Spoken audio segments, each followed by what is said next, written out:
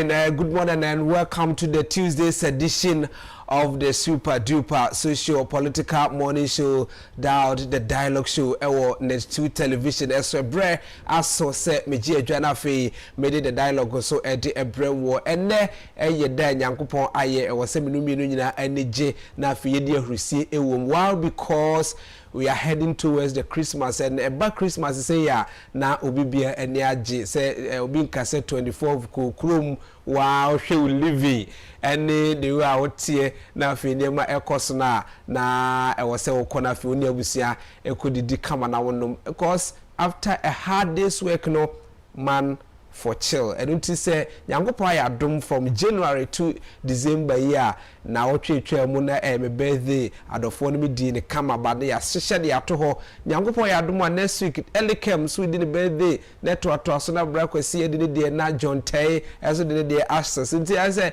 the legends are born in December and for that matter we will chill but no freeze so what I pay make sure say it drew December bosu mi say ya na afi obia ene age ede ama ne adofo na mpokra na abusia ye womu na atimi akosie but my main control say with all this na wose de aseda ema nyankopon isan say ono na wamankwa wose a edem ni kikawa bia ato menu emieno na enei wose de aseda ema no yenka nche no say ja wosoro udi hunte wahini mra de ope enye ho wasase so se de yosoro aja mami dada aduane fa me fom so fa cheme se de be de che wo mo fom me fa me nko so hwem na yimi firi muso mu na wo na henie eni tumini enu nyam eye wo de da agidifo enye so se ame enye ho na emoaye ene nyina se oken kan chro kronkron no aya na yi nyankopon kese ye di e de chro e wo Psalm 104 wo se nyankopon wo no wa hye han sa atade na wa tre washroom center matam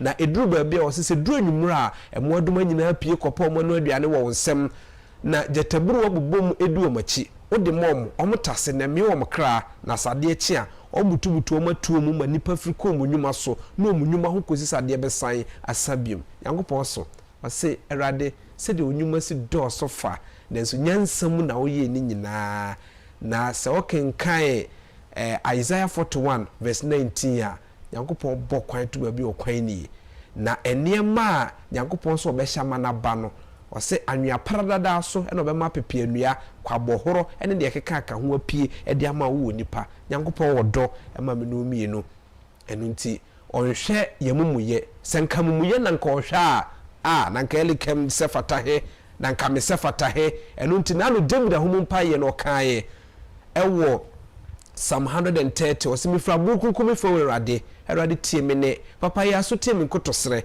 agya wo nhwɛ mumuye na se nka wo hwɛ mumuye a nka ho ne begina e wanim na so na fache e wo fam ne asuru. So what kind of love is this? My mind cannot comprehend. Ototrubusu, I give you everything and aropei sana menimo ye kache nyankopon se ye danase se ode sa adom ni adoye ti se yi ema menumi no dialogue show eso eniemidin e de kwame abo akuda nkwamwa obetia from air komoto. I am your host with the most. I am your moderator. A free sabri ko se no nkro ebe wa pa honsima no aduen wo dialogue show so no ye de weather update ebe brewo na wa hu se de wiem sakrem no sem no be ya fa don hwe adunu na ya edi anim no eno achi nso so no ye be hwe ewiem sakrem sem no ba pe na fa gudie mrante enso abeje adwa na omso abesom ewa gudi ekwan so isan say all work and no play Miss Jacket Door Boy ye wie ne sa na CJ Winters entertainment the tidbit around the entertainment no anigide mu de enso abreye na fe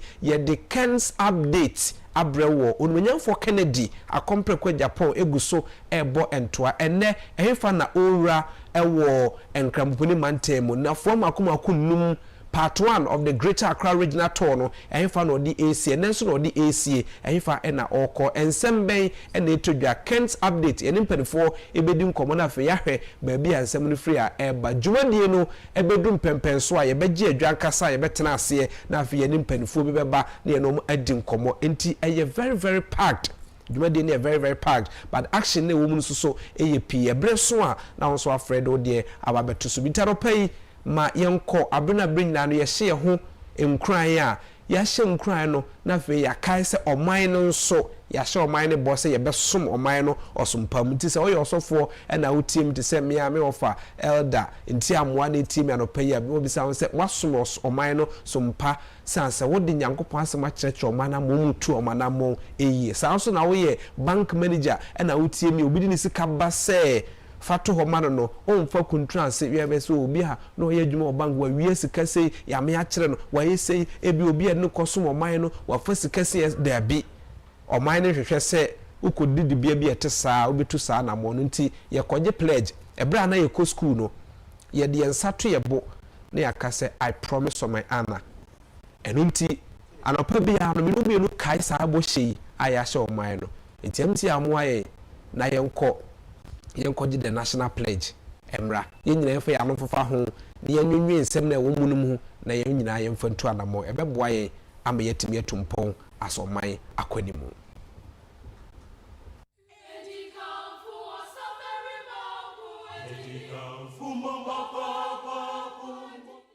The pledge. I promise on my honor to be faithful and loyal to Ghana, my motherland. I pledge myself to the service of Ghana with all my strength and with all my heart.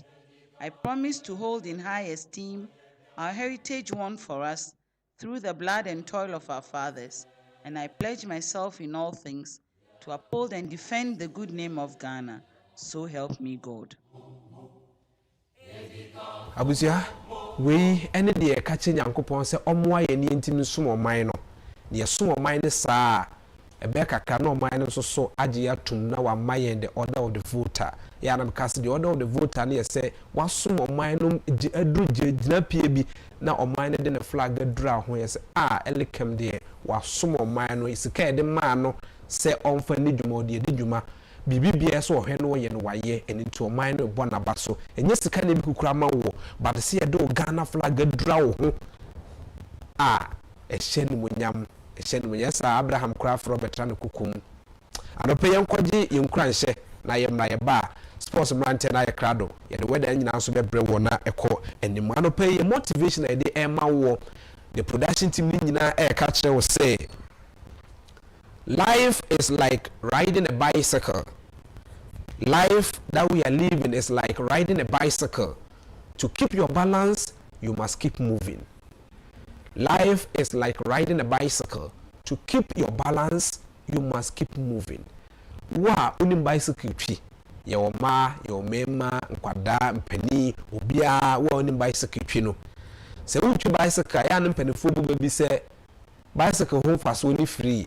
Ekwa be ne faso ti free bia ni ho a wate a bicycle ne chi ada da bi se bicycle beti free a eye se oni go straight no usane be pona bicycle ni go straight e ko te no wonsa fi wo jamu na e de usane na de okọ o chi bicycle ye ekwan ne nyem nka enko free da bicycle ekwan nye ababi abodura je so break wato bo ase atwa fam no sa bicycle no ibi mpo se wote so a balance ne kura unya wote so din be se wo chiacha na akọ sa na brabo na ye bo no tie se wo pesa brabo no utimi bo no ko wanimu a mesrewo enkofa ha no akofa ha no wasi ha Nyankopon ne yesom no obe no wadi afa we de yesom ko twa mfa ha no akotwa fa kwaku firi ho no akotwa fa no aba no sa besi kwa emwawo production team say wow to keep your balance go straight Nyankopon na osom no a som na nteru ade say motro modwo de agya mpe obeye hya ye hye obeye yususu a yenyu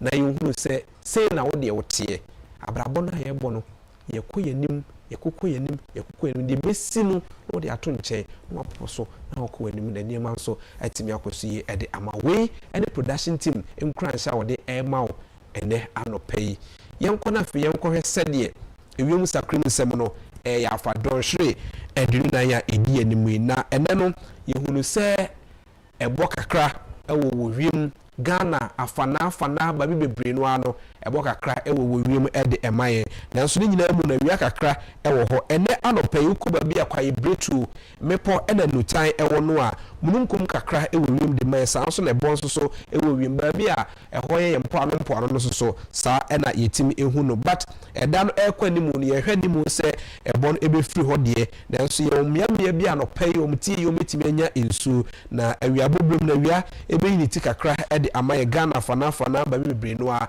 but efiti awia boblem ekọ na nwumre mu no yetie ye ensu akra ebe timi agugu e de amaye anopa ugina flower ebo no mununkum kakra wo wiem ejina ohamobo pay aduanan 40% e na chese mununkum e wo wiem wa wo nkran e na Africa so a Cape Coast and Potemo takrade ene ezim ene Potemo no yetie ye so betime agugu anopay e de amaye ejina ohamobo pay aduasa 30% e na chese so betime agugu enra mo wo Ghana fana ba be nkran kaka ka mo nyanya nsu pa na enya simkuma sa e na anopay e betime enya no e me be se akufo-addo achimodan kuma so obo aseta kwa se hwebe kwa kitikrache kintampo go so nyane ene Potemo no de mununkum kakra e wo wiemu a honso ejina ohamobo pay aduasia 60% ya ho hye no e wo susupro no so ejina free 21 ekosi 25 degrees Celsius anopay ewi abobrem no ewi akrabe ni ti e de amaye se wi ano etimi pegya no mo ya ho hye no ebe pegya anopay ejina 21 ekosi 25 degrees Celsius no abegina 31 ena 33 degrees Celsius wo baby di se akufo-addo achimodan kuma so obo aseta kwa se hwebe kwa kitikrache de Potemo no a awiamu no awia akrabe eyini tie de amasanso na enso betimi agugu enkran so awia bobremu no yetie ye enso betimi agugu no so gina ohamobo pay aduasa 30% echese enso betimi ato efiti awia bobremu ekọ na nwumre mu no ebo kakra ba sanka awiem mia bi petiye yo betimi anya nsuo ugina Cape Coast takrade ezim ne Potemo a utie ye betimi anya nsuo ejina ohamobo pay aduasa sanso ena takwa monso mu de ne gina ohamobo pay aduanan mutie ye betimi anya nsuo enwumre mu no ebo kakra ba sanka awiem ama ya ho hye no so ate afiti awia no de no a ejina 31 ekosi 33 degrees Celsius no eba begina 28 ena 29 omo de bekoso kra be 30 degrees na wiem adwo kakra na yetimi adaye kwa epono so ene Ghana yetifi from ansa ye ugina me be say ye ndi tamale bole dama ngoboga tanga na lugu na wa ba be say ye ndi say anope ye wia ahyase ebo ho ede mo me aka no de bo kakra asi ede amomo ma ho hye no susupro no so le gina free 21 kosi 24 degrees Celsius ewia bobrem no ewia be ni tiama omo ho so ahoyira na akosoro abegina 32 ena 35 degrees Celsius na efuti ho kwa nwumre mu no ma ho hye no so bete eba abegina 29 ena 31 degrees Celsius na chese wiem adwo kakra e de amom so no matimi ada epono so ye basabasa e de ma afare for no nya ahwe yie ewo pono so batomo manimre ye beko Christmas de nye nyina na ye beku akokọ nye nyina na ye beku mponche ne nwan ye de na ye pe omo de fish so ebe ye yom de ti ana won wanya fish kakra ebeba na sa afare for de ebeda amo ti ana mo so wani abra pebi e de abre don hwe adunu na ye di enim se ne wiem sakrem sem no ye afa abusia no makwan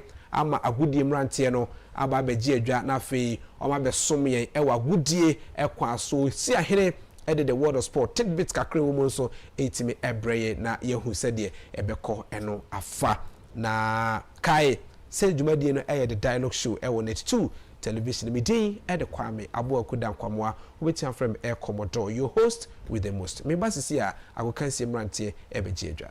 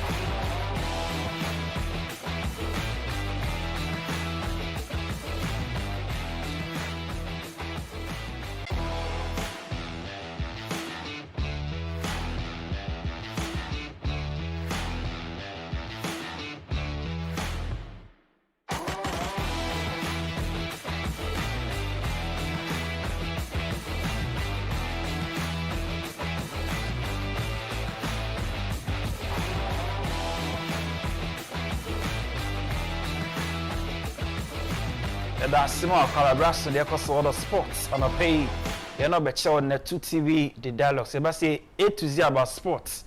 Ghana Komo, African Komo, we are seeing now Komo. You're live on Facebook, live on YouTube, near net 2 TV, GH. From me, Osia Hene, and I pay you best ask the US Embassy for I say, when they say walk up no Airbaso. Our US, Canada, and Mexico next year, which is 2026 FIFA World Cup no Ebaso. Now, and come on, wanna say US Deputy Assistant Secretary Will Stevens and charge the affairs Rolf Olsen and omo any paying for any PFAG paying for eto Accra Sports Stadium.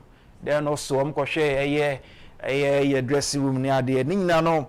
A Blasters qualification again into the World Cup and a legacy ye wo asay on mind in terms of say football consenting penfo any odumo dwumadi e wo US embassy no na enra omo ene Tony Bafo ne Samikufo former players nyina chese na nika na akona sankomodi enso etumi ekoso. Now to the ministry now say so Minister for Sport and Recreation Akufo-Addo Adams inaugurated a 15-member board of National Sports Authority. So, na Dr. Fred Awa and a chairman. Yao Ampofankra a member.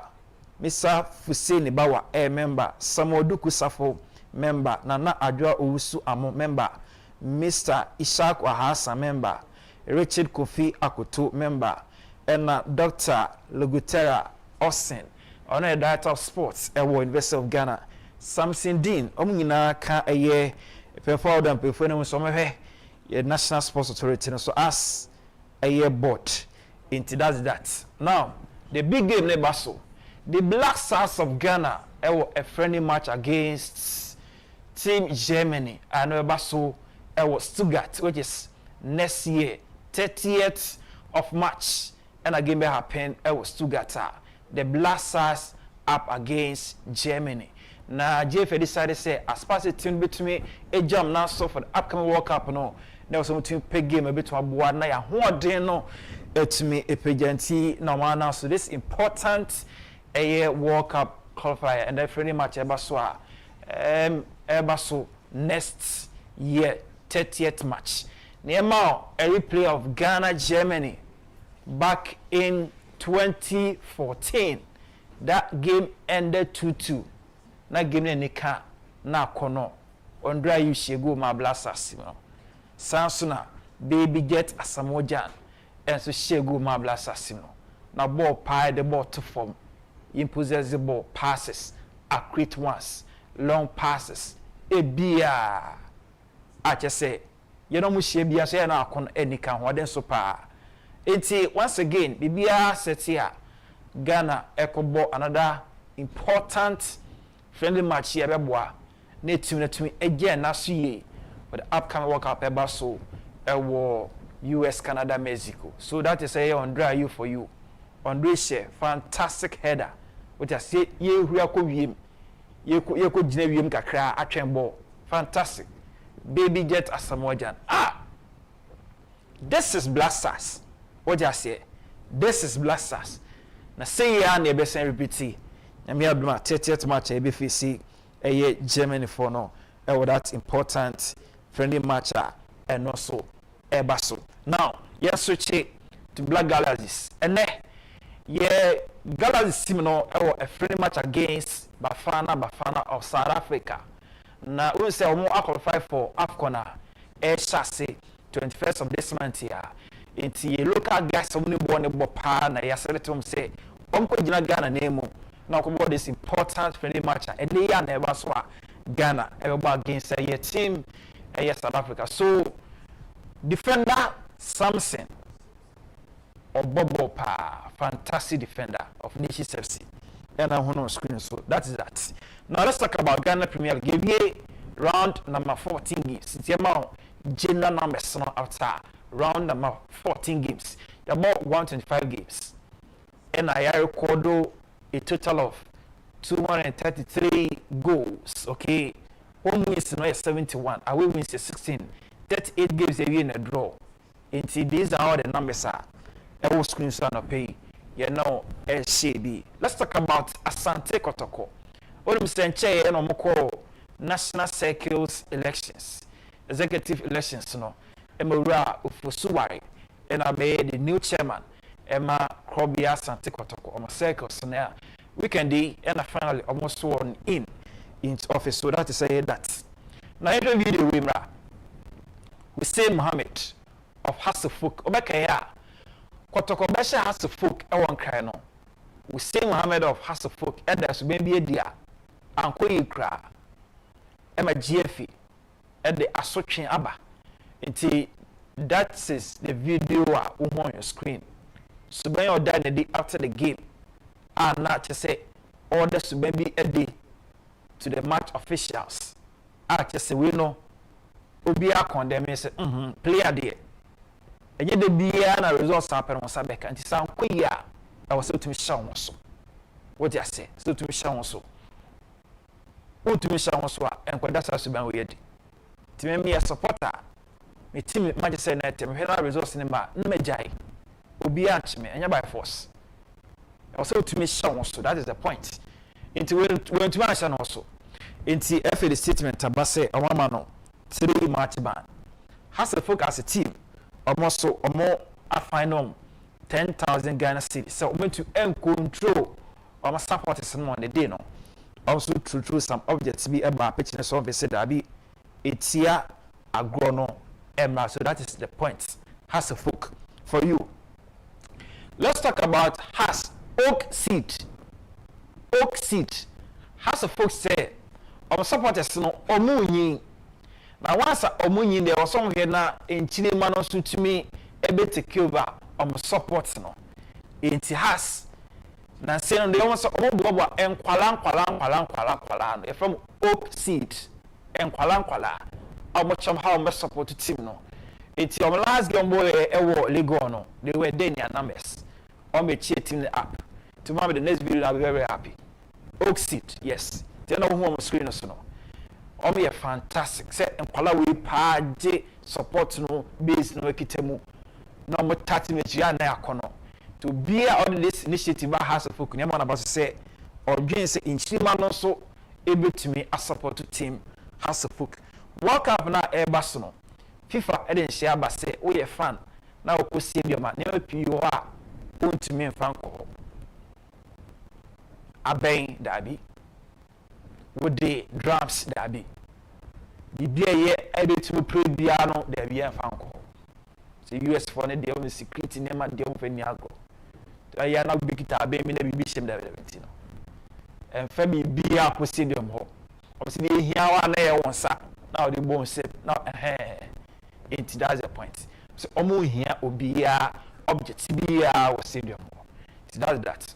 Now let's talk about Manchester United. Now omo game against Wolves. That game produced 8 goals against Bournemouth.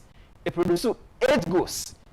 4 for United, 4 for Bournemouth. In fact, after some she go and ra, you get that highlights in manner. You may wrap up.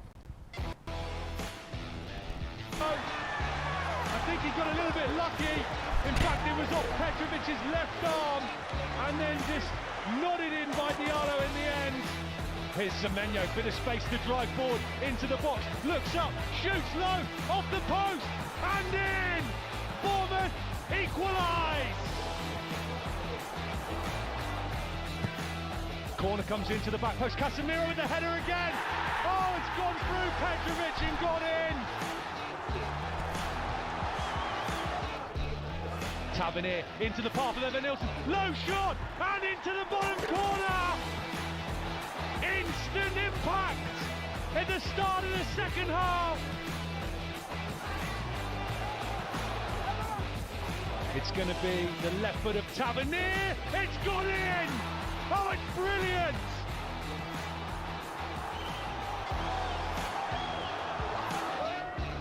Fernandes has stood over it, right-footed, 4-man wall. Curling! Oh, it's brilliant from Bruno Fernandes into the top corner. breaking. Here's Shesko into the box. Square ball. Oh, it's there for Cunha. Man United have scored again.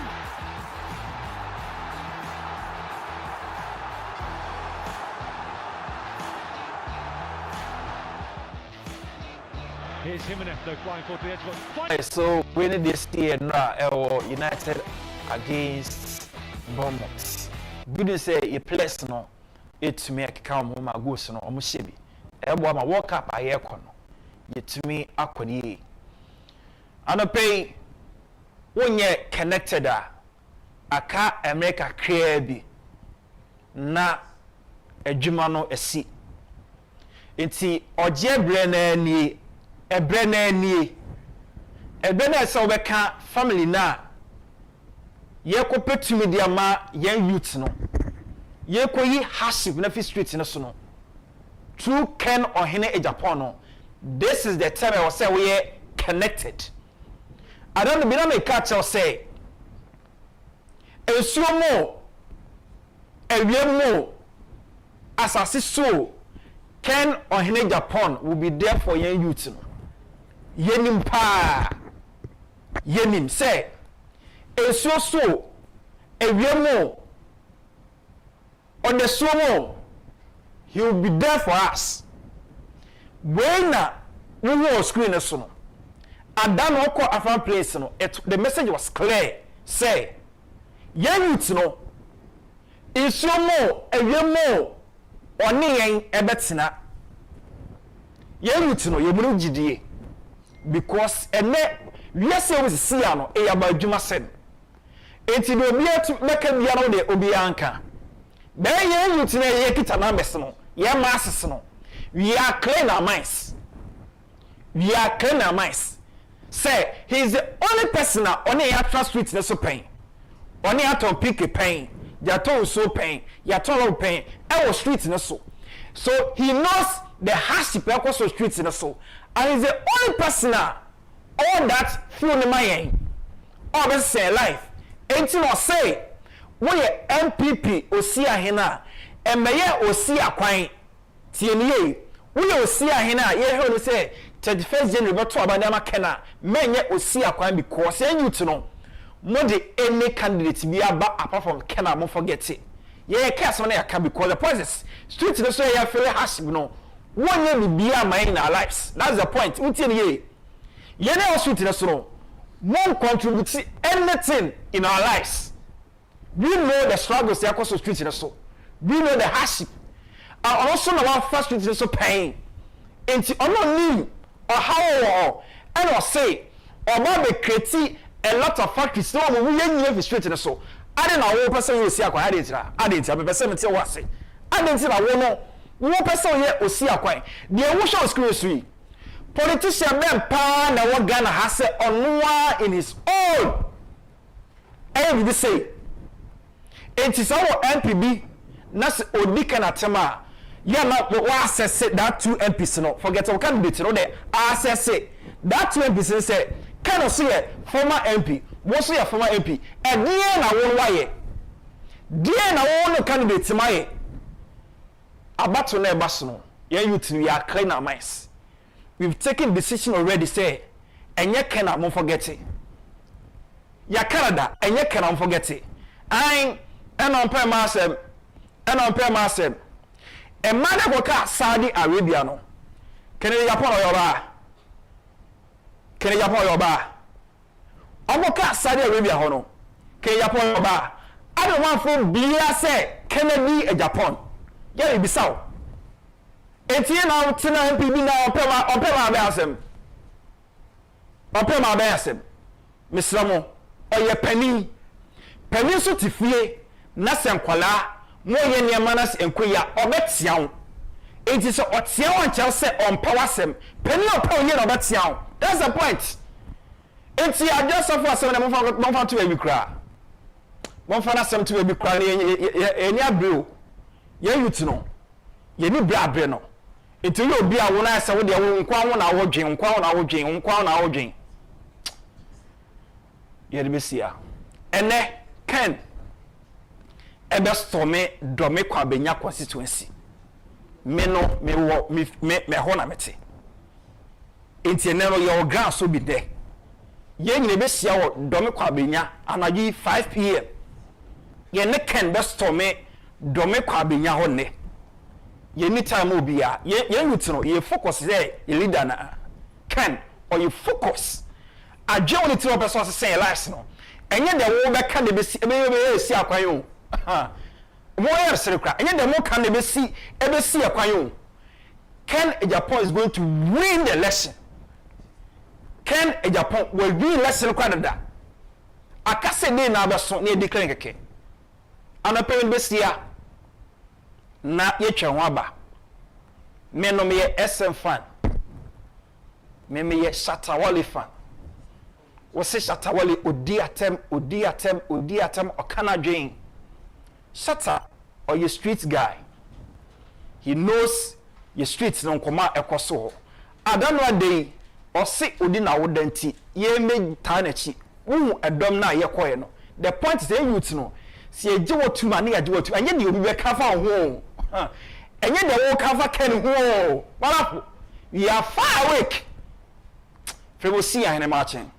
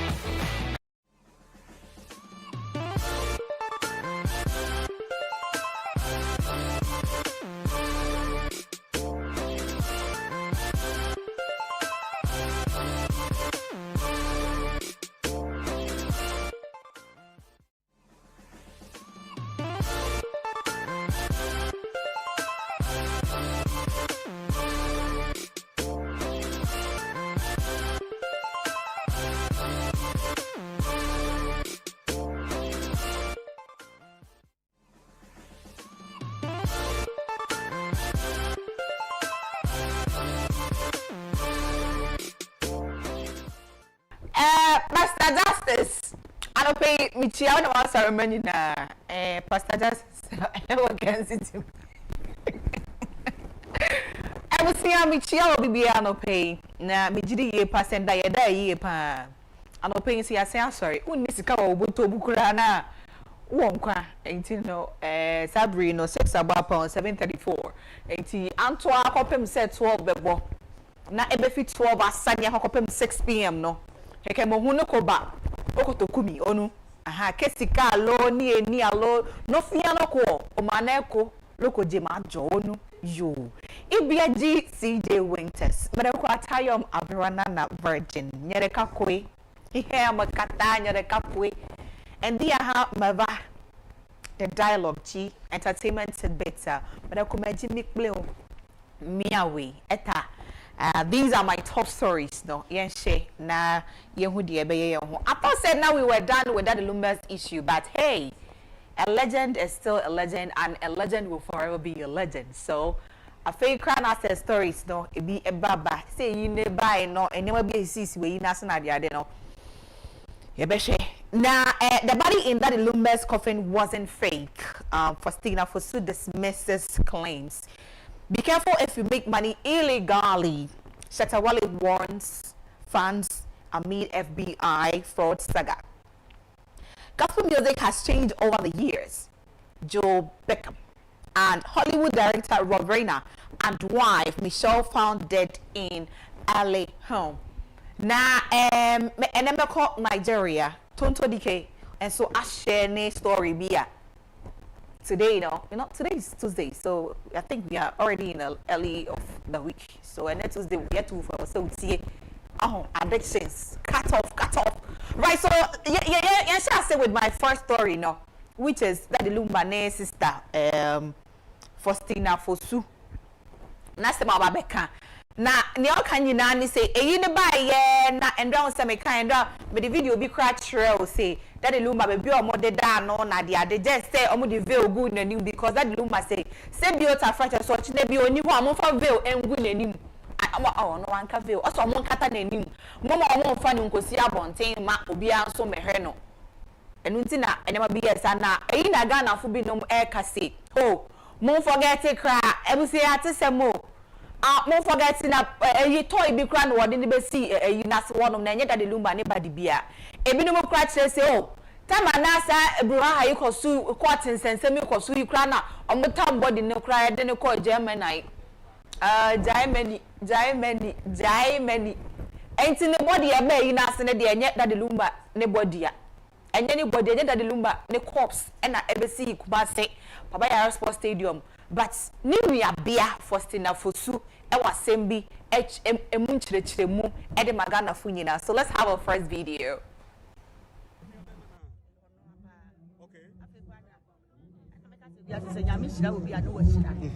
It's no be no. In fact, let us know I have a pa, na you want kasa. And yes, be a Muslim keka bi say or your toy ni de na beto. The mom no share na you be to. So we are my na ni no. If you can came say one person ye de ba beto. Ba ni pa ni masam ka. Enti na ma ye de na bai. Enti wona esa yi ni de o sheto. Okay. Say ya yan fa de en kata na. Okay, you be na. Okay. Afekwada. And make us be as say nyame hira obi anu wa hira. Enti no me mu no. Aha, enti we ani nua bia ono oyebusuani oyenua ochiremu a ofififu na ani asem okohu nsama na dade Lumba na ne ho ya fe pa ye pa. Enti wo a wenya bia hwe no. Enti na se nka se na enye dade Lumba na na eda ho no na de nipa na ni ma asesa na ho ahwan biota fracture nipa no wawu nyama bebre na nesisi wu echi nyama bebre na nesisi na stress amode dade Lumba ko mu kra na mo pese anka still ase de otena anka onye saa ensem a mo ke kan to kwa mo ko na de adi ebe ne sa man kra bre enti body ne kra na eda ho no kra sa asesa but enye fake enye toy bi no wode ne betena ho wode ne be si eyi na se wode ne be da ho no ma na obede da no ana se biota fracture funu fufuru bi no wode ne be si ho na mom no dade Lumba ni funu na no wode ne be si ho no enti na che sa no na busua cheta wole e de asem bi aba asem o kan say unya sika and you're making money legally chiraman for okwan no but se wa woni mu say sikai okwan a wo fa so nya no a fraud and I say illegal. Why you now protect yourself. Protect yourself. When you are making money legally, show people the way. To say I said you are no Shatawale or to say, oh no, he's making money through his music, and therefore he's letting everybody know say music no ne. So everything we are flaunting on the screens now you are watching no. Shatawale is telling you that he made them through what? Hard work. I mean, the music. And I need you ma oh yeah no. And they to me am what thought or cast I can see aha where is that? But yellow lambo. So what face that yellow off and all. And never CJ Winters. And never and see purple no or yellow or black or just say no the way I say rubber combination. And no say no, so I'll show you off or chilemu say onim nentia or show you off because onim say oye jumaden. Now one out why a fraud na dia I will see I say me nyina ninchi chilemu na ye abutrika issue here by omo so a fraudster. Na you kwa grab no what hwehwe ni nsemu na fake crowd de wode be ko USA na dia de na hwa oba ko dem be de wo ho. E na cheta wale dia babonten akase. Mo hwe mo so ye ketewa bi a won ma wani nso. So eduma awo ye no say ye krojin kutodia chire obi akwan no but unim say ade awo ye say bi efika kra wo ho a ene na wa watu ho fo ape ba bi afa enti ode koto social media sa no de nsem ne bi koto won enti no social screens no so na Chatawale a life like this as a young man is enviable I know but now God use music take do am sorry now God use music take do am I beg God make you use presentation take do my own for me, eh? Yes, yeah, do. Mama promo where would you, Mamma Mudie, now go on farm currency, baby, I said. And teacher Tawale, essay, a Juma Pade, Sawaya, and young Wobbish Row. Now we be I come our home. Now, and some for Frumono, Busia. It's that and your way make high those times, you know, growing up. My brother Penny Roland or Pestanum way no any computers. Oh yes, you know. Today is Tuesday and I don't really love to sing on Tuesday mornings because Tuesdays are still freshly in the week and we need to be more serious. Now, papa, Joe Beckham. And I will say, can I send ya na enyom to and make gospel music net no say send ya masisa and never be brain sisa can no ukona kwa recording nyom a obetu nyom no from A to Z enyom na sha se ekopim nyom na wie na say you mistake ba akokra mpo a abusia I say o sha asase nyina obesa sha enyom na se ato ni nyina ba se sia na de obetumi ato no piece obetumi de achi an hu say na ato nyom na wa ye hu say na ato nyom na to say o da ho na said ya upe bia no depending engineer kwa you know all boa ama wa ye nyom no enti nema bebre na e na asista e wo ene enyom tu mu oka ensem pi e ka eyi ho yenkoni yenkoti ejo.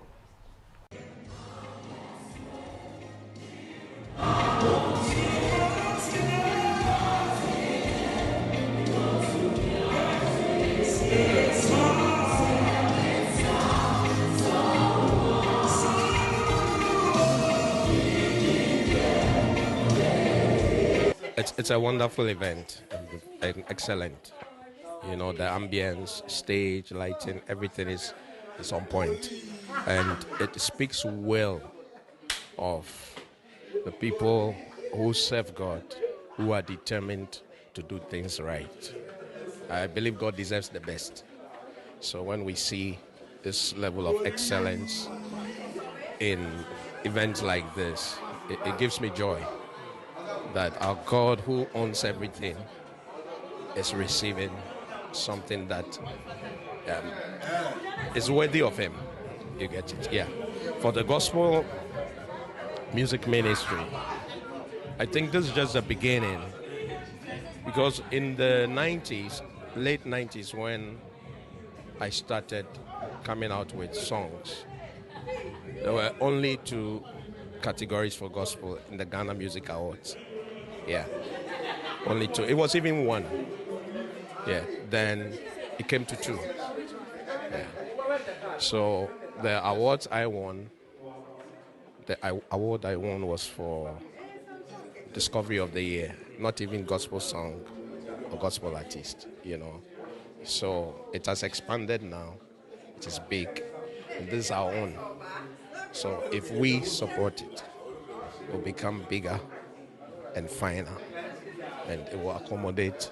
I saw a lot of categories, in a broad, you know, outreach to many people in different parts of, even Africa, and it's a blessing. Of course, we are never satisfied. We always want to do more to bring out the best in us, and at the moment, it is growing. It's increasing. The music has taken different twists. You know, the generation is a bit different from that of the past. It is growing. We have better studios now. I don't know if you've seen Joe Metal's studio.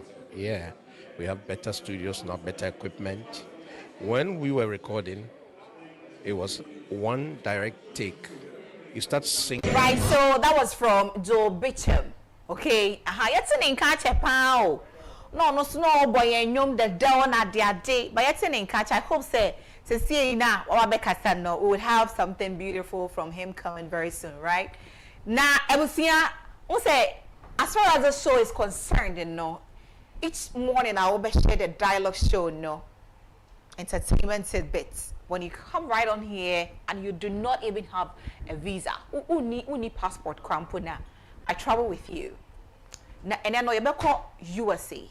okay na asema esi wo ho no mo no yare hosem pa yare hosem ndre nyina mesu sa ho se mani nyina ase mani atatai ana ho se CJ sa na wani atete na me su in advance na say yesha na to say a Hollywood actor Raina and Albeka ne Raina on in a yere omokoto omo e wo LC omo nyina no omatie nananom e wo nse doa na e yasem eye awereho pa na yem papa ya na yem brayi movies bebre na watwitwa dia mo ahwehwehwe busia mo na dia de bebre na ebi to say The Princess Bride, the more this is Spinal Tap, When Harry Met Sally, Misery and A Few Good Men. They say bebre na and away to me edi about abontin, but Sabri arehosama aba and na enya aba no. So we will go on our screens and have a watch.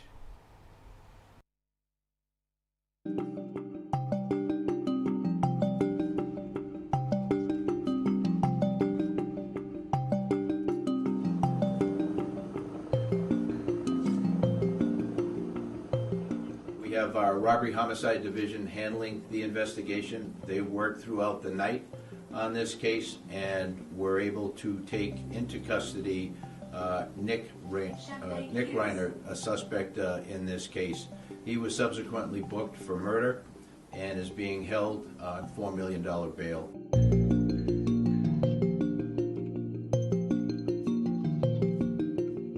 Does that mean it's louder? Is it any louder? Well, it's one louder, isn't it? It's not.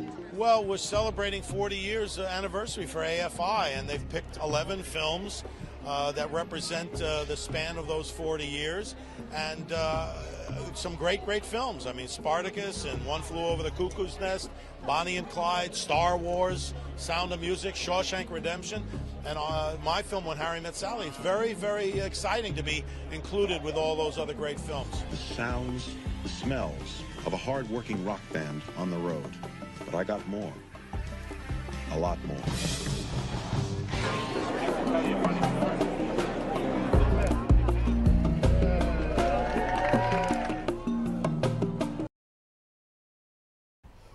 Ebusia ayareho enti emprenpren de na chese Rob Reiner ena nere Michelle nyankopon de nensa de ato mo so afrom whether they like it or yes na said they will share a video no now we will say Nick Reiner eye omoba no omo suspect say or yes suspect enti that we say enti say Ghana has a abrotre die and so muda so didi chire however ebe kwa kodu no ebusuya ebe mama so ate but in it all no enya ye de ebe dada reho na nya si dada ba obe ne den yakopon form kram fancy ye pa why ebusuya na yenko Nigeria yekodu Nigeria ho no mo a tonto decay o chire mu a ono efinim kwala se obi odi 13 no sha se o smoke here smoking dear receive pa na nya de ketwa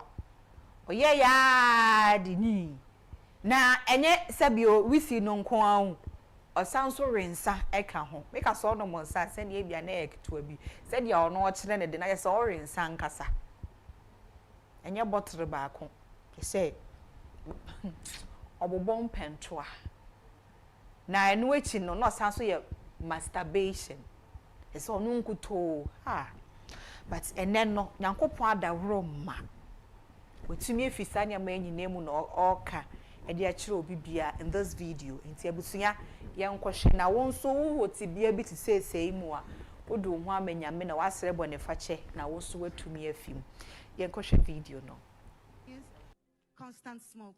It just they do puff puff puff puff puff. That's what the devil did to me. I smoked since I was 13. I'll tell you this, parents, if you're a smoker or if you do something as a parent that is not right, keep it away from your children. Do not take it near your children, because the devil, as something as little as that habit that you do, the devil can use it to inhabit the lives of your children. I started smoking because my dad is a smoker. At 13, it was nothing in my house. It's still nothing in my house, you know. And I've been smoking since I was 13, and now it's 27 years. Yeah, it's 27 years since I've been smoking, and I came to God. I told God, I said, God, if you want me to walk this walk with you, this is something I cannot do alone. I cannot do on my own. And I've heard a brother say this testimony before. He said that he asked God that I can't do this on my own. I want you to come. And I told God, I said, look, I've never prayed for this, you know, but I want you to do this for me. I want to preach your word. I can't preach your word and come back and still have this in my hands. I don't want to be that person anymore. I don't want to. And he said the first thing the Holy Spirit did for me was shame. Something I never was ashamed of. I started becoming so ashamed of it. I became ashamed of the smell. I became ashamed of how it looked. I became ashamed of me holding it. I was like, who? No. When I look at myself, I'm like, you are above this. God, take this away. I was so ashamed of it. And from the shame came the revival. I'm not talking about, make I they try, make I no smoke. I'm telling you about urges broken. I'm telling you about every yoke broken. I'm not saying I want to try. I'm not saying I'm struggling with my spirit to try. My body does not need it. My body does not ask for it. My body is repelling it. You're also looking at an alcoholic. I would drink and I would pass out. I didn't care who was looking. In fact, it made me, I never went out. I hated going out because of these habits. I didn't want people to see it. I didn't want people to know it. I would drink at home and I would pass out. I would be drunk. I'm not saying few cups of alcohol. I'm telling you 2 bottles of alcohol a day. And I'm not saying little bottles. I'm telling you about big vodka bottles.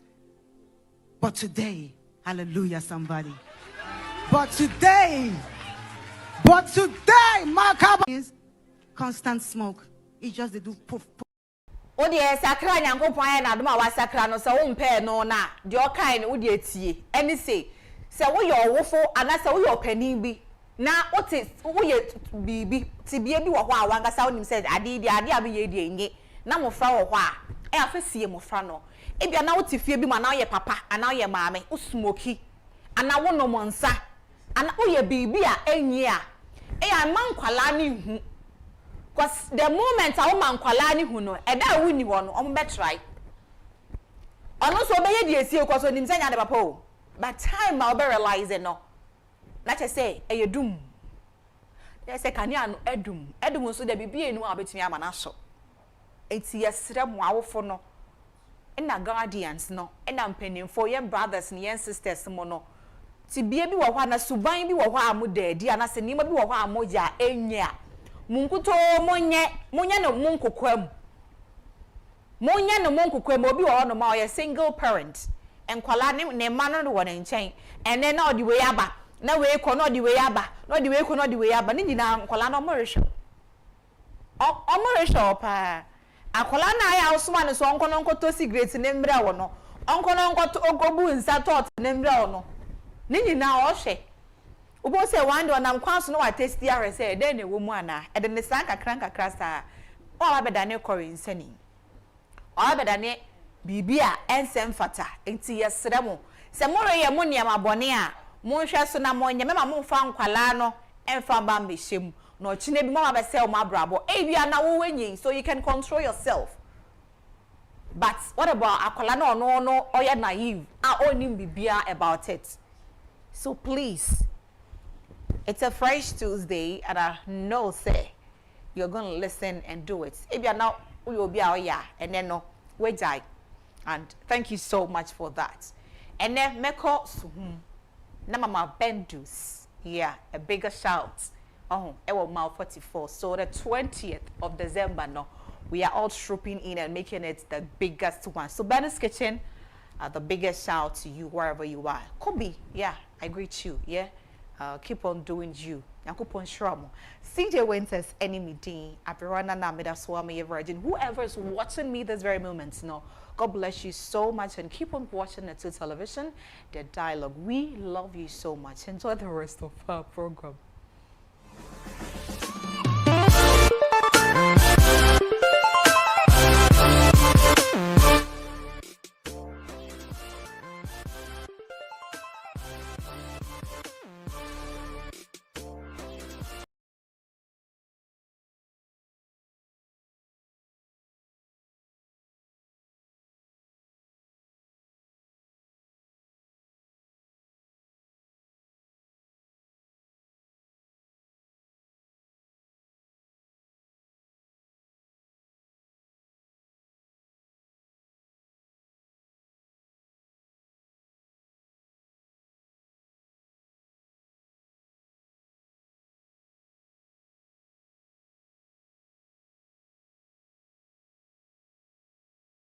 Right, abusa mame mo akwaba bi mu fa omra net 2 TVS so ebra so say ejejwa aseda enkoma osiahene say ode the tidbits around the world of sports ebre so and CG Winters entertainment abefamu edi amaye yeyi anu afi ho ebra so say ye call na the update e work ento nim no ye di ebre wo the major news making headlines in the various newspapers ko wakrata mo so and so be interviews ahodo aye wo ni nyina no ye de be down e won the 2 television so abedwafo ashase atrupu in aye no so ye no ba be di enkomo e wo show no so anopay ye nko breakfast calendar so but I can sure say aka 46 days and a dema on for Kennedy a compre kwa Agyapong so ba be di MPP amanyuko no enim them for that matter 46 days na aka no edema MPP so be the flag bearer abedi MPP no enim ede ama o mako contest ni nyina mu nkomo e wo hwa e bedi na no pay ede ama ene Tuesday December bosome ne da etoso edunsia 16 December the year 2025 and it is the year of our Lord. And eka ho yetwa nano makomako 16 days e the month of December emo aka 15 days and the month of December na ye de akọ na wie ekoka na yetwa wa afimu ho a afimu nyina no yetwa 350 days e the year 2025 aka 15 days and the year 2025 na ye de akọ awie ye don hwe yetwa e wa afimu no se ne etimi kọ na wie ya yetwa 8,400 hours aka 360 hours ansana ye de afeno akọ na wieye bosumi wo me bosumi toso mienu toso dumienu ewo afenim eye bosumi twa to kra de ma afeno na wotwe ye wuramu na ye bradai na wotwe toso miensa de ma December bosumi no na aka na wotwe mienu na ansana ye de December bosumi nso akọ na wieye na ene de tosumi no na wotwe tosumi ensanim aka na fu anom yensa 3 days ene de ma this week ansa na wa ende na fe ye de bibia so asi e na wotwe emu ene se wudu awoda me ma happy birthday me de calendar na ma na ye di awoda no de ne wo se ye celebrate ye mrahye bedwafo bi omudi o ma awoda ene honorable Abdul Salam Adams. Honorable Abdul Salam Adams, a member of parliament at the moment for a war, New Dubiase. Now, you on 16 December 1985, and there were 40 years. Your mono abasona fe, your wishing out that pa, Yankupon Kano, so was some of mine, some Rashibi Jenny. And then Honorable Gideon Boako, and so our Honorable Gideon Boako, a member of parliament at the moment for a war, Tano North. You on 16 December 1983. And the Gideon Boakwenya 42 years. And see, all the awda only mpenifo etise ne mrahye bedwafo etise yi na edi awda no and me more happy birthday. Yenko Ken's update. Ede na ewomu ene anopay ye koso abahoma na fe ne mpenifo bi edidi nkomo ye rese ne ura Armstrong bedi nkomo sanso na ura kwadwopo kubosompem enso eno no ebedi nkomo ene no ononyamfo Ken era the last impesia so na fe woni nyina so aba na wieye. That is the part 1 of Ken store eno no mu nkomo eno no ye wo pedofo bi no ebedi nkomo na yahwe said the situation no etie na yetimi ahu obeka isa na no na onumanyamfo Ken share ne nto abo nyina ase ewo enkrampopuni mantemu na o share sa nto abo na ase no ode akwa koduru se ene 16th oko obomu domi abra na fi oko amasamai na enema nyina so atimi akoso ye anya so tu mo beko trobo abatom pesia so bewram na fi ode domi kwa benya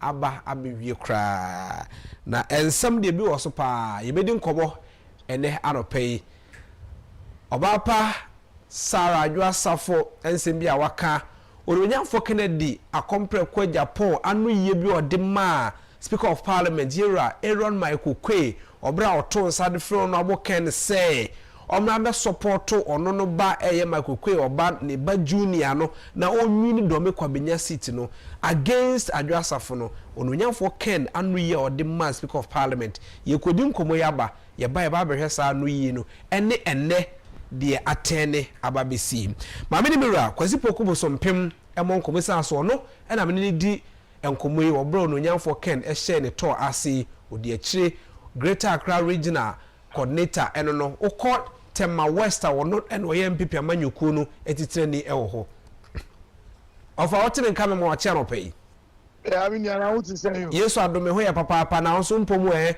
Nyame ayi nyesim aropei adwuma ne din class out the Ghana for no. That's right. Yakobo de chi dom na o Ghana for isempa. O Ghana won say adwuma ye kan adwuma bedu Ghana for ya tide.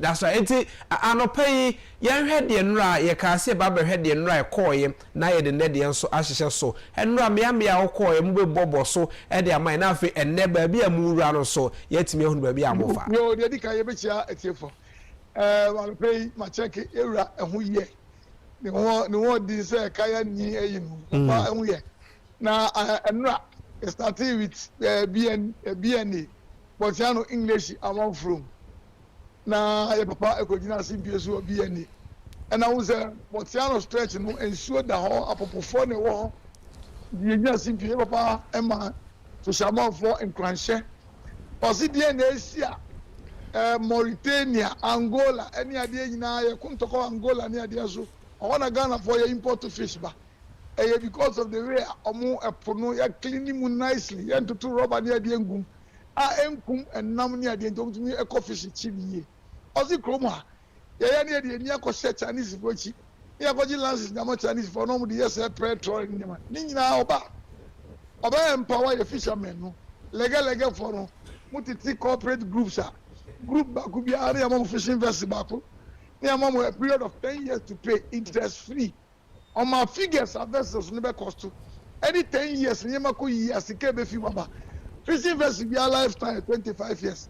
The your fishermen no ebedi arians mo any genia ho keka English among for and so man who say ha papa no onim de oka say de bia meka no ye ko be bia onim de obeka wo kese ojina simpie no so no osai kan say onu eduadua nkubeni ade wo eno ka by product ye benya okubem yeti kromo ye bokubeni anu wiare atukube na chine osi kubeni atu achine na ngasa po na yeska no yedi ye carpet yedi bi ye doormat ochine ni ma bibire ayedi ye o man granche ma amafo ti asese mire bi twemu na ma mi bi okromu anu nko school da go stop papa na okromu ya ndere de fen ma me moko nti o ka chiro mo se wuti ha na nko school a eni da so wo ho ema ne kasa no hit on delegate welfare any timemufo na adum bi dum na on beto aba no if you want to ba Ablekuma South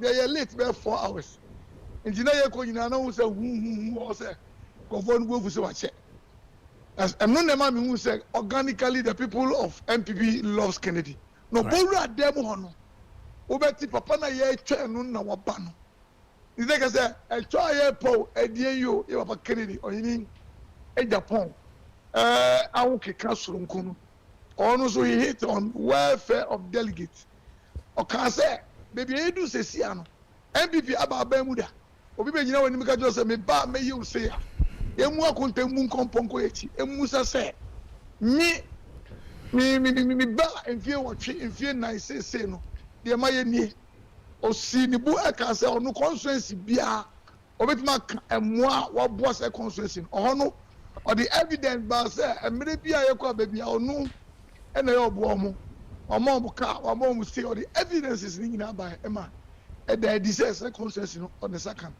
na the evidence say you do odo no eno so apopofo asem yipie ho ena ba ye bi esum e ba adan Lebanon no no ho bi onye delegate but ono no Lebanon ho bi the Lebanon amane hu aye hu ye ko ambassador or foreign affairs when fear e papa Kennedy be form by and ne sort asia na ni nko ye Kennedy ya on to be there ordinary said there to delegates and him say papa we no can number of people 600 people papa ndi on by on no coordinator ma say group no odo for G2 say abayo ni odo ni ampa papa adoyo ye mo to ji say papa no akuma pa ade say there ma delegates ni say on go to abama papa we nipa say na ya yo mo papa say right and na ya ko obom ya ko and obom constituency reference constituency ya ko you do also a wholesome can so all your farming community dear papa be come meet me can say the make no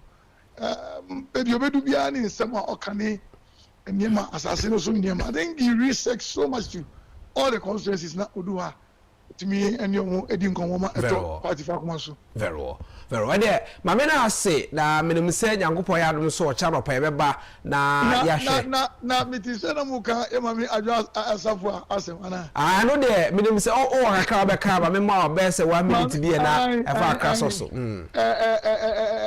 ye yobia no ye wo ni say candidate bi ko ba ni message be say yenko provoke Kennedy Agyapong yeah before me mama no me papa ayiri that does and papa eba mama ti ye mo ya no ntra no ye hunu say ye mama preoccupy on va share the trim said ni ma papa asabra o kanu abaya ye go tu ye die bia ba ye ni ma edi Agyapong e na o twe na abo so yi on va no share the tribo mama pompie piano o ka die bia e me de o say Kennedy is a principled person on your family and friends.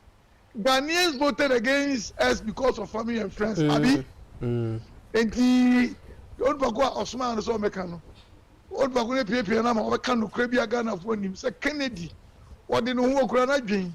On for the members under. Also know about them and the baby, the DNDB major appointment.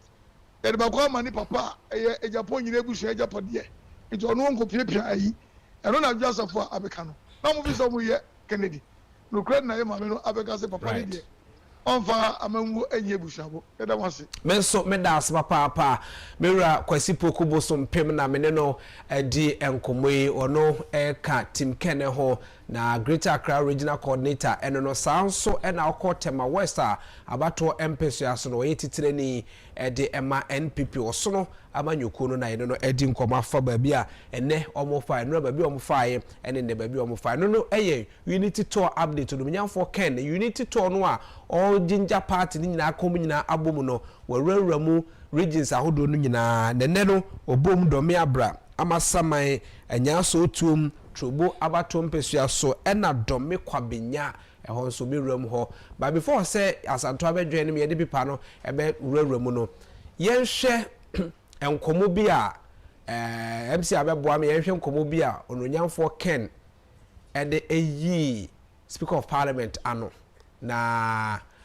before that no MC amoame but na me kwa homa so emra na me ne honorable Charles Forson emonkomo honorable Charles Forson eyemra se bedwane a ojemu ema tema central abato empesa so a member at the Martin Ken na okọ ononyamfo Ken team no so a oyobi a integral person pa ewumo nra ewo mpesa ahodo no so na odimu bi ema yen central for kra ne kasae se anopai yene no bekasa akrafo no abo Ken ne campaign ahodo a woye eho afi ohwese de campaign ejinja efa honorable Charles Forson eyobi odimu pa na ehwese Ken no ebedi sa enkomo no na akọ akire na de bitimi aboanti bia se 820 ebidu ose na ya but yeso yetenase ewo enkokomobo mo ebetimi ye ni sa enkomo ya na meka se MC awo picture bi honorable Ken eda so na ebra yira Aaron Michael Kwe eto inside friend say omra no meboa ne ba Michael Kwe Junior na onye sa campaign no na yenhwe na ye ntimi ehunu ye picture bi a ebaaye ne yenhwe se de ne ma betimi akonse so yensa nka yemra na fe yemeye de people review na ewo mu no enwie abedwafo ba ne yetenase a yebehwe ne de saade me nyina so ato ani no bisa se ekoba ne se obi be ka se bi etise nya yes honorable ade kan aka bi se bosompema de kan aka se no kra bi e wo ho no maame na be yi na di se oye principal man eno akra no okasa wo UTV no kan wo say oye liberal nipa de bisa so what is your leadership quality or say me ye liberal believe in personality me say nipa betimi aye bibia but me de me ye obi a se konofi kono kwa so se we aye se anya de a mani de akiri enti se o be me ahunu se wonso yobi a oye principal ye fa we trade de ato a family and friends anya de obeye na mpasusu ampa akra se e bia wa wi ni as an answer of which a mayor no cry so be winning no be president. Na so disafata say we do come sa position na odo ma hwe say ye Ghana for na akosom no nye ono na oba be som no e no ka kire wo no. Enti Agyapong say which ono Kennedy Agyapong wa wonim no wonye e che say e na Charles say aye o de say bosom pima ka say wo yo bi a o ye delegate ka hunu so all meye family and friends de se no ye mfanto baabi a ho hia no ye hwe ne yen solve emfiri ho na ne de adwoa oba pa nsem bi a wo ka ne senyi no ya no asusu abisa wo se papa no mere bi duru ye no o defend mere bi duru ye no obebo wachi mere bi duru ye no odi wanim ene ho no was why did you campaign for Agyapong? That is the question. The host ni ba e no say why did you campaign for Agyapong? Kencity Agyapong, I have 2 kids with Agyapong.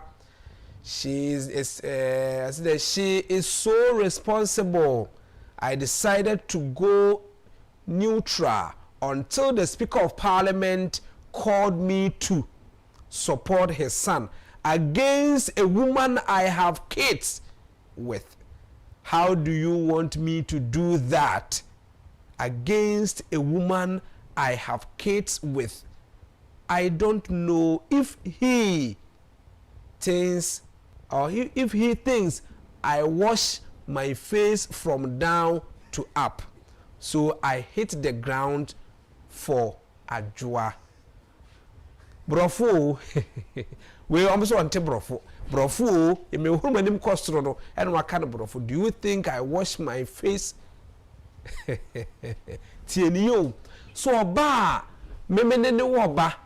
Ejina kansiem a o konkode abemra sebedwani na as a Speaker of Parliament a wo mra sebedwomu aye nyina so ye speaker se me campaign ntia me ameyire ana oba me na ewo nkwada no be frɛ me da no ma frɛ ono mama no me campaign ntia no a odwen se me huru manim kosoro ana so ati ase o but ne de hwɛ de oka what is no for ken kan no as a conscience nti adwa se wo kam nema bi senya o conscience kura bua wo sei utibua bua wo sei bra na okeka sa nsem bi eteseye but the home say after say am won hunu ono no response wo de maaye wo question e bi sa wo no ho no ye san so afa aba wo wasem na wo ka ayenum say Ken is never going to be a family and friends ade.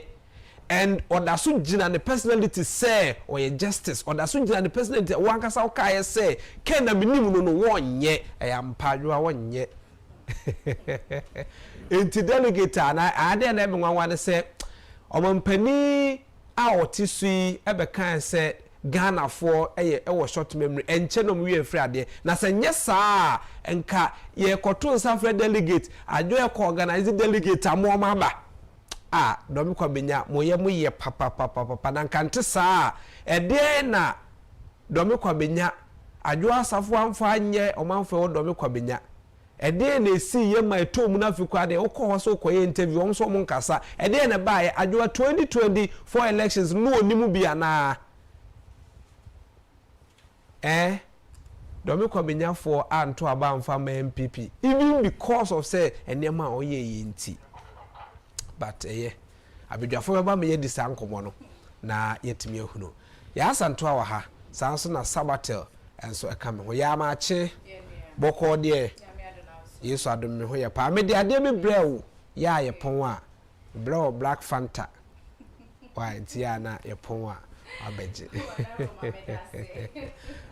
ma me ka o se nyankopon ya adom a adom ladies wo atima crosso nash ene ne nkrofo nyina omuguso eje app lezi omubutu say ombe launch adom ladies on the 3rd January na fe de akwakọ to aba no 31st na fe ne nyina nso etimi akoso yi e de amantu pese odwene adom ladies a lady nash wo ho bad take it ni 100 cedis ya na odo ho adwene bi na wabeboa ema ama omatututu omhofo maboabo omho omu wie nso a omasan actually delegate ahodo nyina se mu okunu nom me yan ma no Kennedy policies or dey ba na boaye nti mu nyina mu nka mo ho na mo fa mo nhye mu bi sabatel we afa asa ma che boko de nyame adom boko na also yesu adom so me ho ye papa am say ma me kan bro for se kurobo is greatling and more great pa I wish I say for free ya so yen koro 10 and okay sir why karo dia ma yen ko yenimre na okay ne ya nhase na yenko abusia na da foforo ye hia e wo dialogue net TV so mraso de bokata hodo yen saka ne animu e na no pay ye de ba betu dwa e dia ma me hyase e di daily guide ahyase e dia ma katafo eto so ensia e na asem yi wo anesefo ene midwives e na no pay wo mudi su e twaja adwo wenye ye na esi e yo mabosom ya kechia abusumi du ene afentemu aban ye John Dramani Mahama entua enfama wo mode ho krata abamonten so enura mu bonchiremu se ne ha wo kra ne se wo colleagues ne bi almost 7,000 wo mu de ba eponu mu no ye tue wo mu de nyina e de ama wo mu a emu be se 6,221 de me no ka se wo musika no pinimpo aban enfama wo mu enu achi wo mu so mu ho ambeti se aban si wo tue bi obekọ na se boshome ba akwa kechia e na aban de achum enti wo mu se wo mu ka che wa John Dramani Mahama se ntem obi asoye shop mudin sem so beka se kopim November no eke bia aban so de nurse for midwife for no ba betua na so nei aban entua enfra ma so mu refi a omo kai wo mu na mom ne twato ene se nyame ya aduma December bosumi ye wo mu yi se aban enchi o mo ka de ene afufufo ye besimu no wo mu betu o mo hofu papa na onim sa nurse for de wo mu tu o mo hofu na ni na no eye strike ena wo mu di etu o mo hofu na pai utu hufu 4 years no da so te so into pa 2 4 won ye ka me bi kira won wantie so ati ase ebra na mo school na mo di allowance ye ka kira wo se metwa allowance mampa ye betwa mu ni pa kro no akoda na ne ho ba ye sa fe di allowance do be ma mo so be de yu ene no wasa tuma no na munyina nurse for mu ko experience bi ene de wada ntisi ye mpia o ka o fa ho adwa o fa kosi sei kwa me won se ne ana ahomete ne se eden a bituma aban o so ne ne omunyina nso emu de he emu nya omunyina o se enye se nurse se ye ntio mo ka omunyina na the same nurse for no ene ye ho kire yo ene ye se yo ne ye se ye ne to moto abaneti ai munyina sa ni pass 7,000 modeka papa de ho azenka nya ba bia no ne namni yenko yanim abusa beto so de amaka ta feto so miensa e wa hase na kwa miensi wo wa enu asemi ana wo ken ai sabe me hepeti takram ai panda ya bato mpesu aso se wo wa no nyina omo so omo ti asemu sa oh yes so mo ye nipa when yes na de wo want asem banka odo sa bona woko okay akoko oti asem nka denti na okase ya akoko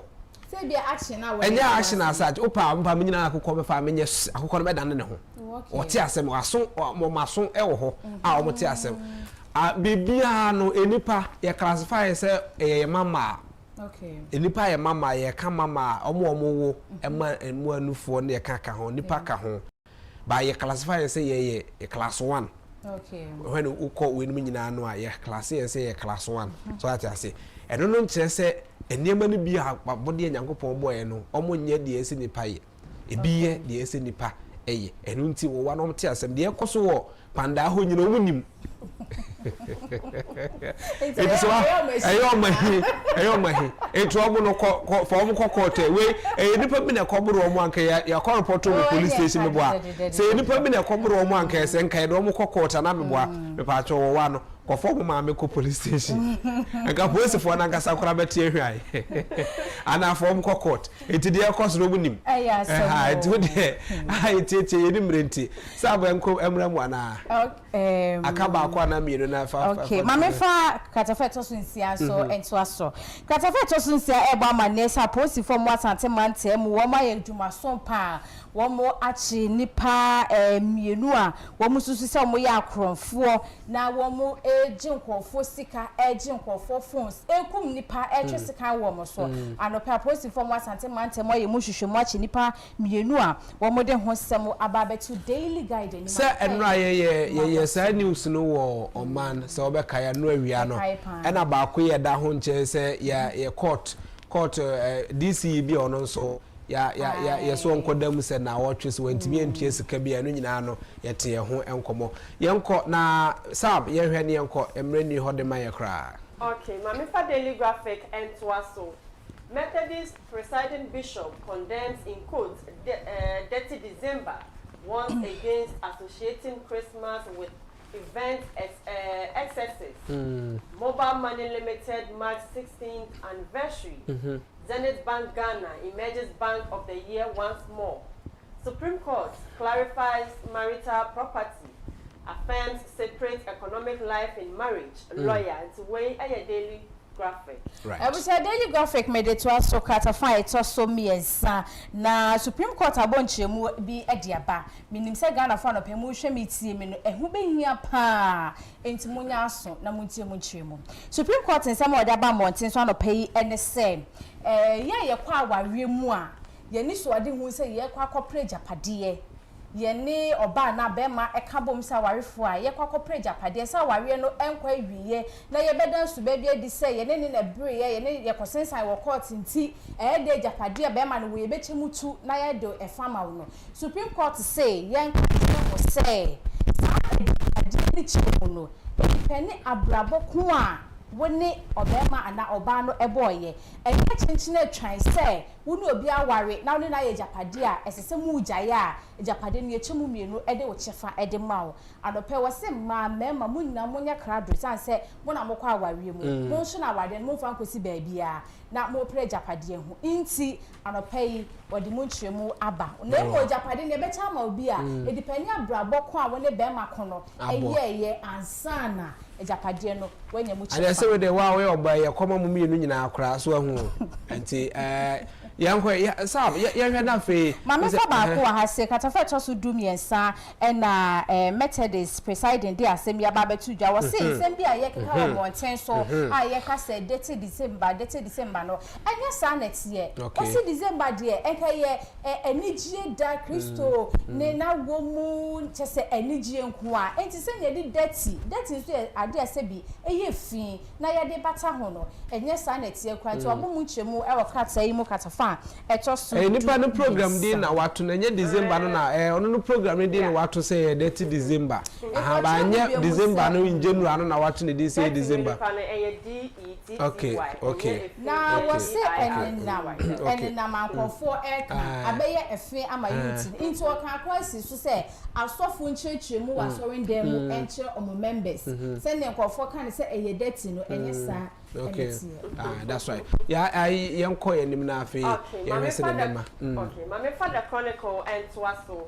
Ama Kofibua deepens consultations on lithium deal. President Mahama reappoints Samson Dean to NSA board. Solving the conjunction conundrum. Removing capital from Accra is not the answer. Ken University done.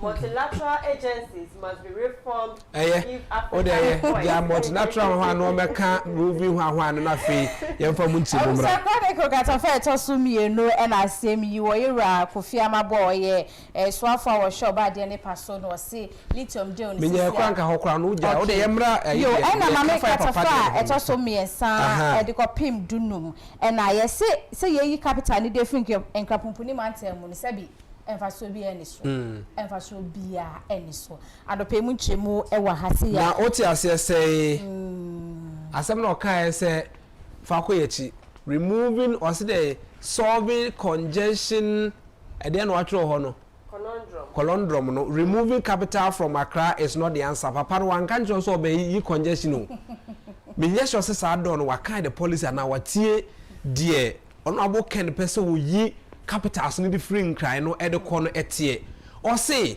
yetin cry ha na a Greek minister eda ha and a Greek minister ati ha na so ukọ ba bi se no for ho ene ye se na food basket no e ho na free na ade na onfa so ye no nko ho e me anya adwuma no ho na minister ne ntra ho no supervise akwa adwuma na ye no ho na ne pa free mu aba o se free ho e kwa brochire no e ben so de ba be fan kra ha akọ enu nto de kọ ho a e ye wo se wan kodondro e no de ye de wan kan jo so oyi e de free ha na emete congestion won kan so. Yes, a factor to it says so we free hand kwa omo me adwuma han be move akọ better so the but the drastically so or cause we congestion every crime. A policy no the aba. Fancy was say what the trade ministry Eastern region or the trade ministry Eastern region because we say you can say for I understand for business one for is into the ministry no ko ha obenya omo area ho a obetimi do musika hyehyem ama the trade business no ahye da to mpo Eastern region on cause obeyi congestion one crime o. Now, I no one crying said, or I can with the because Enkapumpuni Mantem has say, and a cocoa board, headquarters, and has say, and say, we are cocoa. Kwa mwangasa cocoa, Chris, over the grand crampa yakunu. Oh, and I was some our chronicle one of pay Yabumo at Shrill. Right. The Ghanaian Times in chat for our the Bokrata animal. Buy animal products from approved sources. Chief Vet Officer questions public amidst Xmas festivities. 5 arrested in connection with Adelikezu shooting incident. Lithium agreement. Lands Minister holds current meeting with CSOs. ECOWAS backs President Mahama for AU chair. KGL set benchmark for corporate social responsibility. Ways to say the Ghanaian Times a chat or the work pattern. I was made the Ghanaian Times and I area kratafa etoso miensa na wukopiemo ewo Nzema East municipality ni mo ewo Western regional awehoseme free hoba enese ya che nipa num na nipa num no ya kire wom no eye nemo na aweho ewo mo ni se wom ko mining sites bi ena makoto ahye nipa so adwom husika eprepra wom ebi kwade ato na nanom ewo nse adu eno ni awehoseme ewom nemo si akye nipa num ne de eno de eyemfaso de pa na bronya yi ensemu wo ho bronya ye ba bedi akofo makom ho adia o se akire nipa enum say you cry I sorry be na ko CC prisons ma am say Church of Pentecost na crofo bi keka ho nsem za sorry mo de be bia adwuma ma omabunu anya bia no mako CC prison say ye nkire nkofo na sorry no de na mo kan onya bible na reprimande etwe akire so ati ase eyi amanfo free te biamu edi se mo ya Church of Pentecost a se obi ya adwuma no nyamfo kan se wo ya adwuma a sa ne manema eti se wo nkonkoye eti se ye adwuma no pay asab wa sorry no pay a oho hyehyehye udware ba adwuma no se bi unu be ma be kwa akoye bibia eyeyi ano pe kra o ka kra ha ba bi obesoro mo na akoto no enye ne mreni but eja o kan say na yeyi akoye asore no makoye do kan say na yeyi access come no ko siesi ye sore ne collection ye to kase ye setia business even bread factory crack ke say ye ya sore ye bie bread factory Pentecost bread Pentecost free won Ghana nyina be di Pentecost bread kesike de be free ho beba but ye kan say ya ana sometimes ye nkwana mre ni ho yo ente no aso wakata fight so masare roman so why roman bread no de ato ho enumere bread mesi roman ni bie no bekas wo ni enumere bread nya nkwana emre so se de maso enti wadawo ma me fa ba ku we enwie kata fight so dumie no na ye Rajon Dramani Mahama ne ho nsemo ewo na ntemo obi bebo amane se nkofo kase Rajon ECOWAS no onkope chairman Dibre no ebi na nkata ide abase nyame ya adoma afufufo ye besimu ene ne ba beto so bi na 2027 no wakwa koprenity na ECOWAS ebo ni chidom eno ho nsem e katafa eto so dumie no anopei ko se wan na kopresa chidom Rajon Dramani dem se jama heaven krampo ye preposition wo ha Rajon Dramani Mahama be preposition wo heaven me catch you praying say so nkokoye headquarters a do me kwa kopre ye mfansi anope me da mwase papa e won pepe so amde ye du ye da na ye ho abafe ye ba besim konwa e won the two television e so ye wie ne say ya na ebre so e wo mu awon so afre e do de aba beto so bi mi din e de kwame abo akuda kwamo be ti afre me e komodo sabate wi afe be bo am sa so e na na ya santo a enso e be bo aye na ye de si ye ba sisi a ye ba the intellectual discussion akasa e to aso.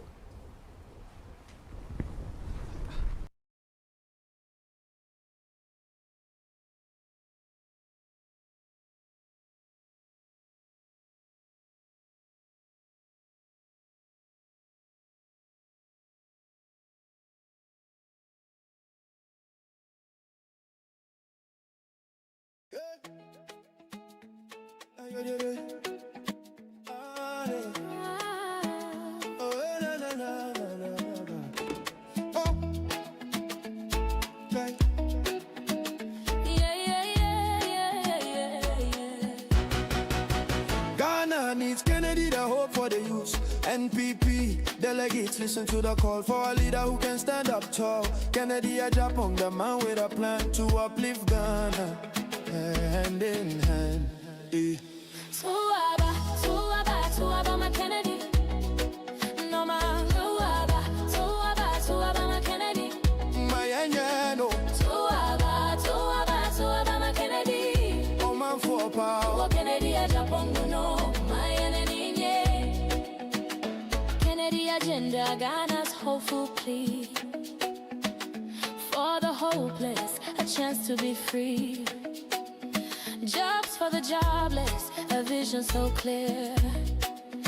Kennedy the answer, year after year. Yeah. He's a man for the poor with a heart so kind, a PhD, a brilliant mind, the hope for Ghana, shining so bright, leading us forward with all his might. Suaba, my Kennedy. No, my man. Mama, suaba, my Kennedy. My anyano. Suaba, my Kennedy. A man for power. Oh Kennedy Agyapong, no, my enemy. Why does be Ghana is true, but Ghana needs Kennedy to see us through. To build our nation strong and bold, a future of promise to have and to hold. He is number one. He is number one. He is number one. Suaba, my Kennedy. No ma. Suaba, my Kennedy. My anyano. Suaba, my Kennedy. Oh man for power. Oh Kennedy Agyapong, no, my enemy. Suaba, my Kennedy. No ma. Suaba, my Kennedy. My anyano. Suaba, my Kennedy. Oh man for power. Oh Kennedy Agyapong, no, my enemy. Vote for Kennedy. Number one. Vote for Kennedy. Let's get it done. Vote for Kennedy. The people's choice. And Kennedy Agyapong. Let's all rejoice. Oh yeah. Hey. Hey, hey, hey, hey, hey, hey. Hey, hey, hey, hey, hey, hey, hey. Oh. Kennedy Agyapong. Kennedy Agyapong. On the ballot paper, we'll take it far. With the youth and the streets, united we stand, leading Ghana to glory, together hand in hand. From the ghetto to the palace, hear our call tonight. In a world full of shadows, you're our guiding light. Every heart beats for change, we're tired of the same. You lift us up high, your candy's your name. The dreams of tomorrow echo loud and clear. For every young soul, hoping without fear, you promise us a future where our voices rise with you at the helm. Watch us touch the skies. Kennedy Agyapong, you're number one. The people's choice in Ghana, let's get it done. Together we'll rise like a wave from the shore. Make heroes out of hearts that have longed for more. Kennedy Agyapong, you're number one. Yeah. In every corner of Ghana and beyond this land's embrace, your vision gives us courage. Let's put hope in its place. We've been waiting so long for someone to believe. With your strength and passion, together we'll achieve. Let them know we're rising like fire in our souls. From struggle comes power, it's time to take control. We dance to this rhythm as we march side by side. Kennedy leads us forward with love as our guide. Kennedy Agyapong, you're number one. The people's choice in Ghana, let's get it done. Together we'll rise like a wave from the shore. Make heroes out of hearts that have longed for more. Kennedy Agyapong, you're number one.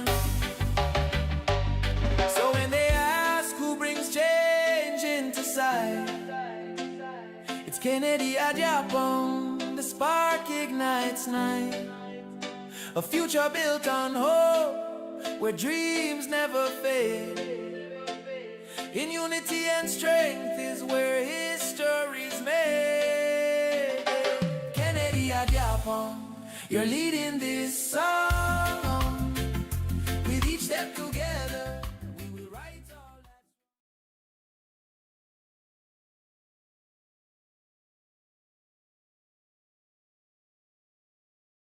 37 after 8 no watching Abapa Wisimano Eduasa and so a brasso say ye jedwa ewo the dialogue show eso ne fa ya to ne said the intellectual discussion and no chese ye tenase na fe ye ne abedwafo edi enkomo ye de asem ne tudwa na ya jojo na fe ya bobo ho na ya hwese de ye de asem ne pumasibre ebeko na wo fidua mu hayi mene ora and as engineer Steven Ama Tete ebebo enkomo na engineer Steven Ama Tete dodo no abon man say tactical or member Edema Tim Ken na tactical man you be a de asem to ho a or digest asem no ankasa otwa postmortem ewo ensem no mu na wa draw the slot analysis ewo ensem no na fi say asem a wo kan ye no ne for be me say last time no be edi nkomo na make say asem ba na ye kan say de ana ye fa na said ye wo kan no atra de ane nka ye mfa sem bia nkokọ to maje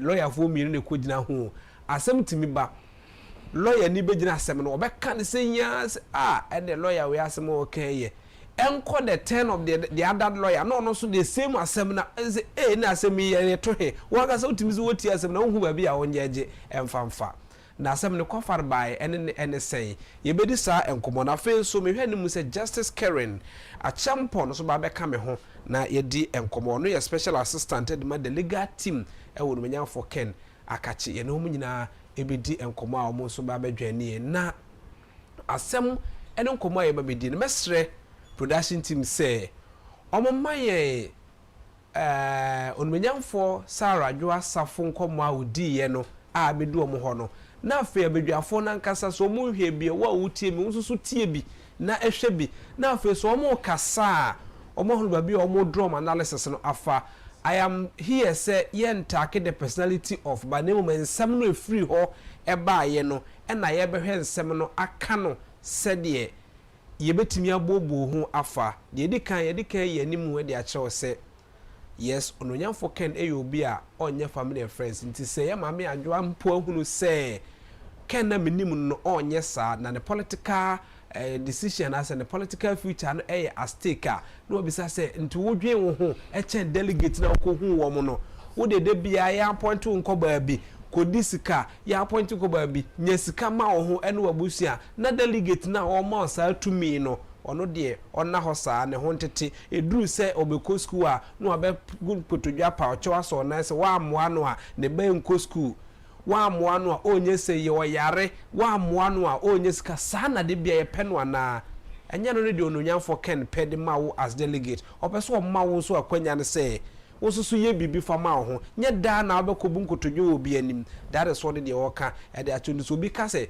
ono abo Ken na wonim no a wo nya ya mpache se wo yie die nti onko fankoma boto baako ema boto baako nko enni sasika no production ema yes video no yentie within some 2 minutes edi anim na fe ya bedwafo ankasa emiensi hu nkonwa kakra e basisia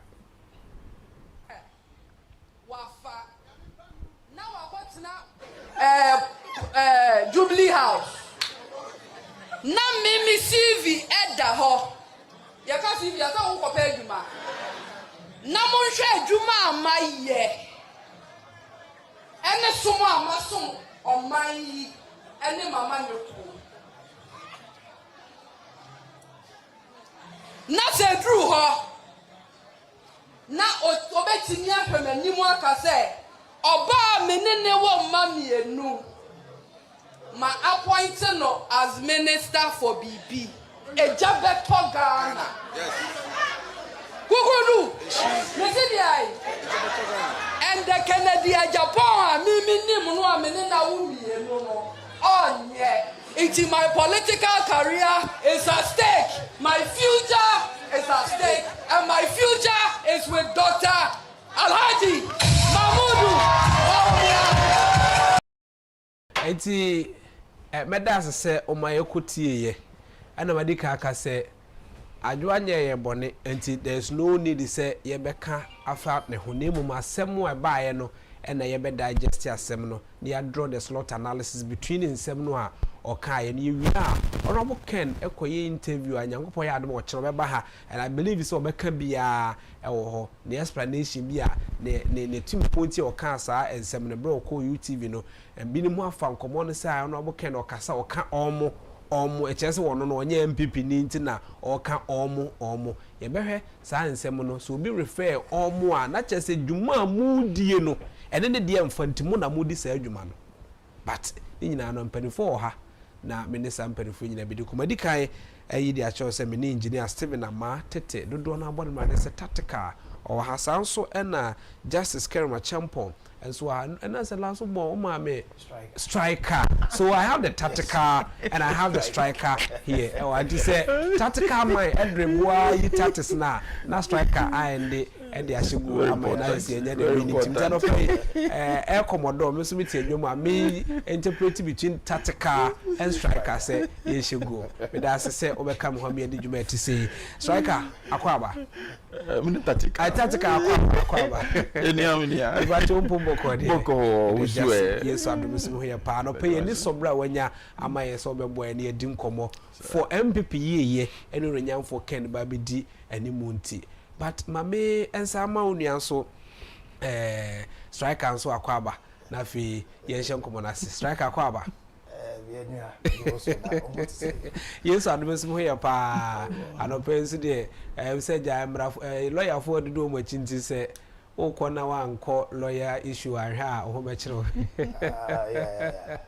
yeah because I'm naturally yes that's right very well anope ma me shase enfam free tactical eso what the kind of chikakra e bia 2 minutes e di animu ye di ken ho nkomo before say be ko ha o ka de na ache delegate o tie na anope Onyamfo Ken akọ ne nkyɛn na kodi nkomo se ɛdeɛ no wonye eminam da wase mamenchia ye hwefo ne titifo mamenchia adentan Ken team okay mamenchia obi from the police station reps the electoral area reps and the constituency reps unfortunately adentan no constituency executive ni nyina ba ko pɛ na o support Ken ana oye edwuma ma Ken oye the deputy organizer Isaac Esel ononko ye kankana Japan asema sabi meme fa kotina ni wa na ordinary police station executive ebetina ha obeka ebi a chen ne memetumi aka ezan abo Ken hu nsem de sabi enye ne right party na sha se nyina wabwa up to ende na police station executives sabi nia oka bi mawo eno na boken party ni ba power 2016 before 2016 no 2016 campaign mo no e share police station for obose the party ni ba power e ma obi bia allowance every month bia be ma police station ni allowance e san so ma ye adwuma ma party no apa power nche ama ye adwuma na me police station chama ye adwuma party ni ba power wie ye no se ne na allowance me ba ebi ene police station executives efa hu ye mo be bree true hardship like party of power na so na sebi ope bibi as a party member onya okay but na Ken can say fix your people stop giving the opportunities to the opposition NDC4 into that party for na kasa nim say ne oka bi mum any honorable Ken right and to say na akonya ba say we say e support obi no be lead party na 2023 ye kan ye ye see dey bi enye obi na ye vice into no yam push no na honorable Ken dey later what you say that's right sabi I'm a party from grassroots e kan say mo amfa Ken am ba into aba e san say ni amu si ye into aba ma no oka ho ama ye breye oka ho ohwehwe han ama ye breye party for na sebi ye pe scholarship mpo ayenya soldier ni police mpo ayepa yenya e ton party for right ezi be kan bebre o kan say covid loan e baaye ama ye kan say ya apply online. That's right. Ama you apply online. Ama NDC for enya 10,000, 20,000. That's right. A party ni grassroots and so to area bo no jinimo. Eco campaign, eco house to house, eco posters, eco rally. That's right. Ama manye bi. Nti ne nia MPP grassroots omuye delegates e kan say emraso say wo say reward nia wakwa mayen. Okay. Nia party ni do ewo ni mo no. Be tu abama no. Nti ni America che delegate o hwe me and then he said sebi and then ni Joseph akan che said de bia na ye ka che mu se omo pom nko ni ombedi but enye ni awo banya okay na sa na omo SBT ye from 2017 January up to 2024 no that's right that's what exactly what they did and today and yen to me fa mo biom yen so ye dibia right striker atatika mama so ntene hwen komwe yaborum e ma me Sarah Asafo akasa medical de mfoni bi eto edwa ekenkan kire matifo response honorable Ken edema the then Professor Aaron Maikokwe the Speaker of Parliament say papa na to nsa frɛ ne sɛ ɔmɛ support ne ba Okwe Junior nanka onwini the seat no a na honorable Sarah Asafo occupy no why because no me so betimi appoint ho say ene one ma amenenti eni ho biem but honorable Ken ka che ne say ni paramene ne woba me ma mienu na wo ne nche me ne na wo enti say saa oba no gina mu pre akansi a me mehwiri nyina ba machi na me ne oba no nkonko pre emedi saa position no sebi me wohuru mani munye de enkosro.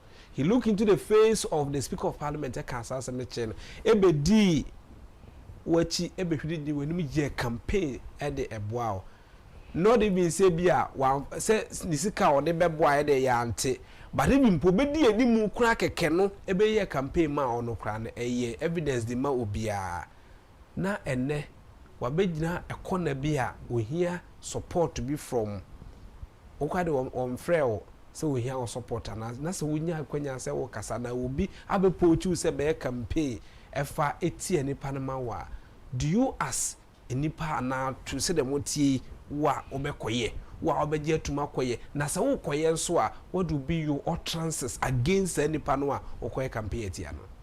Okay, first of all, Michiamo very good morning and na me for this opportunity so echia Miami incoming president of the Fourth Republic. Nyame Adma 7th January 2029. Yebe swearing in as president of Ghana. Mr. Ken Ohene Agyapong. Na mechia Auntie Christy Mrs. Agyapong. Echia lawyer Raf Agyapong, legal team no chairman Professor Kwame Jan. Mechia omu na midi nchia kesiye eso ediama ya nua yaw amankwa o New Jersey your friend say team Ken member honorable Ken baba ko bichia abusuafo anopai okay wasema okay maybe a preview to enkoma wokan na from day one be 2020 na yeko your friend say yakokot because na yakokot aba ye ne honorable Ken me am friend the chairman and me boss lawyer Raf yakwabama eja legal team yetifia ye have lunch okay ti enomu na call e buy a call ne buy na say cost ne ba na won say honorable Ken you be a cost ne ba too much because one in chair otuminya cost over thousands and over eti e basa na ne yakoko taba ye didi ne adinti ojai phones ne kura gu nchen iti call ne ba fe edu ba bi no say monfa phone ma me hwe ti na che say honorable Sarah Asafo after so many times iti the next call say ba na che say honorable Ken eba be ma panyin no ne right honorable Sarah Asafo and then for daddy please you need to come and help mommy okay. I remember baby to right. And on say honorable Ken o be ma na on say mema ya na yakoma wo ye ma ho nti the chairman again yeah say because say oh yeah no so okay what I'll come there okay and honorable etunka ma ye di na chi and me kai pa ye ba kwabenya ha okay ye ba ni si ewiase honorable Ken was me oka and enye onu mpokra na ka ye bible na ka say so be your papa you are indebted to the person for the rest of your life. That's right. Na sabi enko ba ne say ye maame a wonne honorable Ken e won kra enti me e fa ne honorable Ken e ma oni omo wo ma no e na me very careful when omasibo ba na me ka bia e na ye exercise discretion on so many things because honorable Adjo Asafo oni honorable Ken wo ma it be me say me measured say anka enyo oni honorable Ken nima and gave you a different way me be kasa that's right but me respected the pa as a mother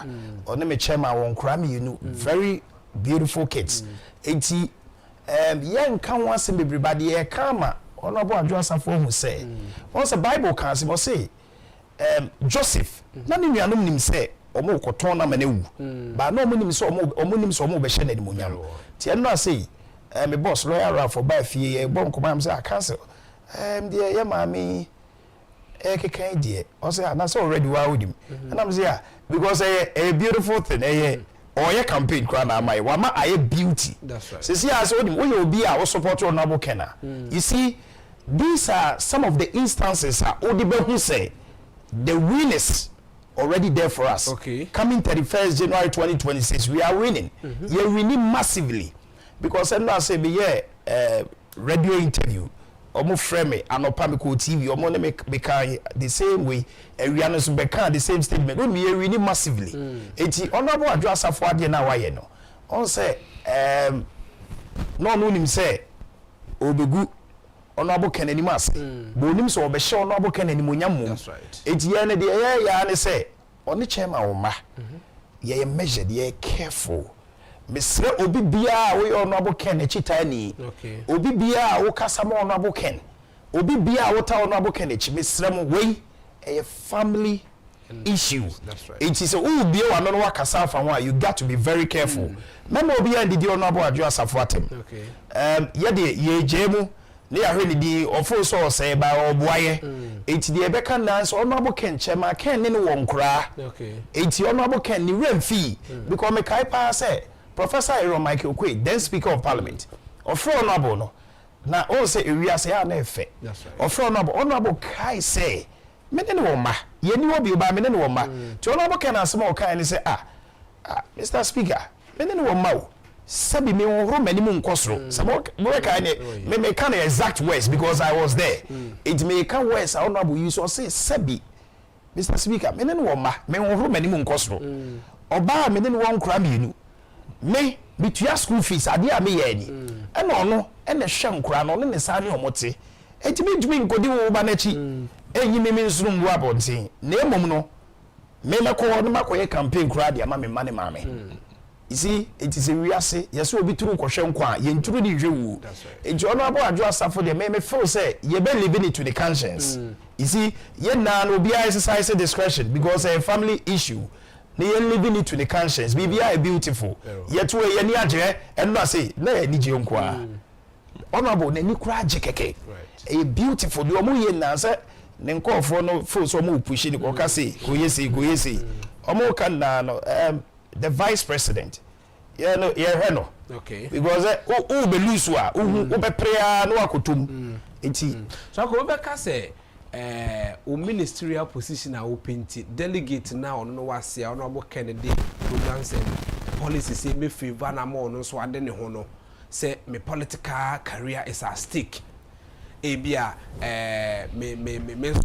me political career no e stake that means into no political career e stake into no ma ye hwe enkoto aba no mfa entia wa na ma ye hwe enkoto aba no mfa ma obi parochial interest ye wo nko a wo huntina ma enkoto aba no mfa entia na emom ye nto mfa ma wo ne wo benya the same ministerial position of which a ministerial position so when you be pay ewo man mu se wunya bi da e beka so okay oni minister biada you were then the deputy majority leader when akufo-addo asked you to go and be the minister for gender and children affairs oji to mu converting enyina wie later on be deny say Africa don say ampe position so be bisa position biem as minister be na osan pe se kan ba o mo di nko se kwaye bibi ntie nto emfantia no wodim me de pa sasemo na ne yedwen we wodim there is no way wodim honorable Ken on radio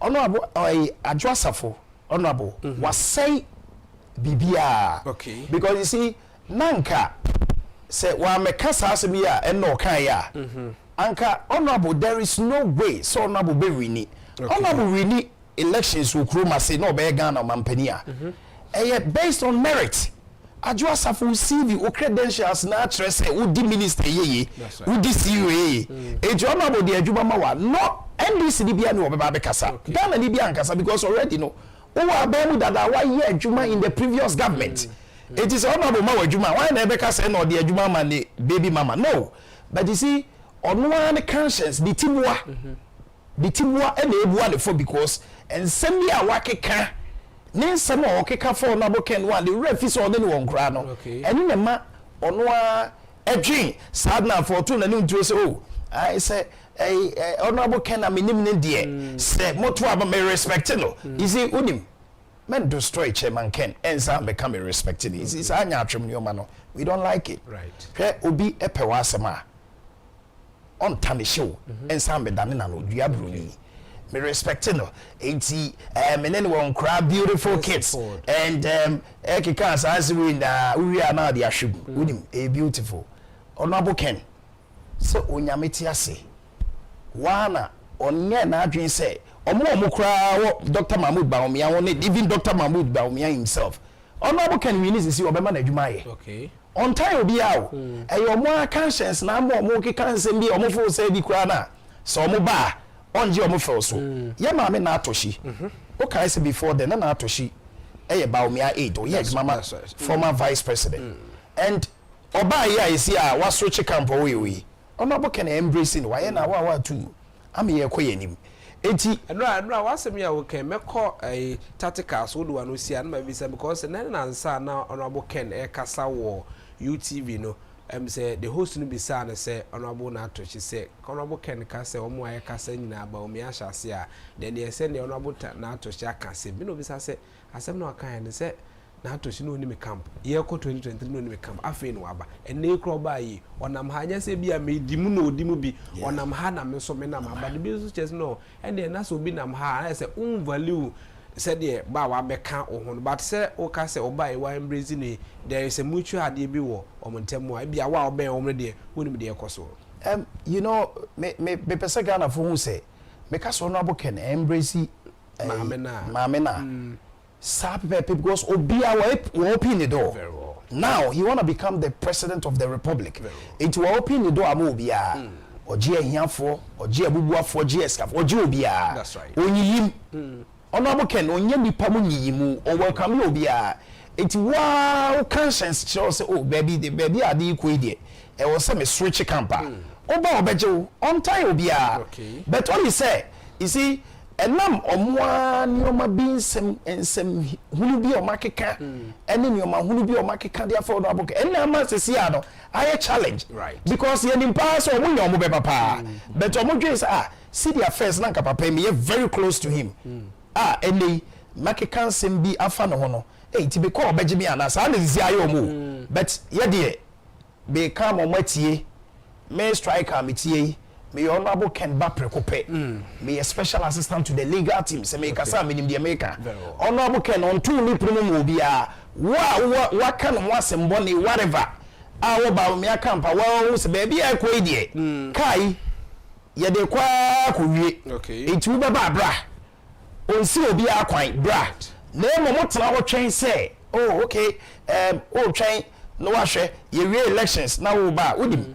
ebi akane na nka wo close the say that's right is ya oba on pamu but oba ebu be say is nkofo bi abehyehe wanim so onti honorable de ya asundwe enka bom bi eno nko an ope very well Good. Ma tactical mram kakra. Tat enkomoyi ene said ye can efa. We are basing on interview honorable Ken ye.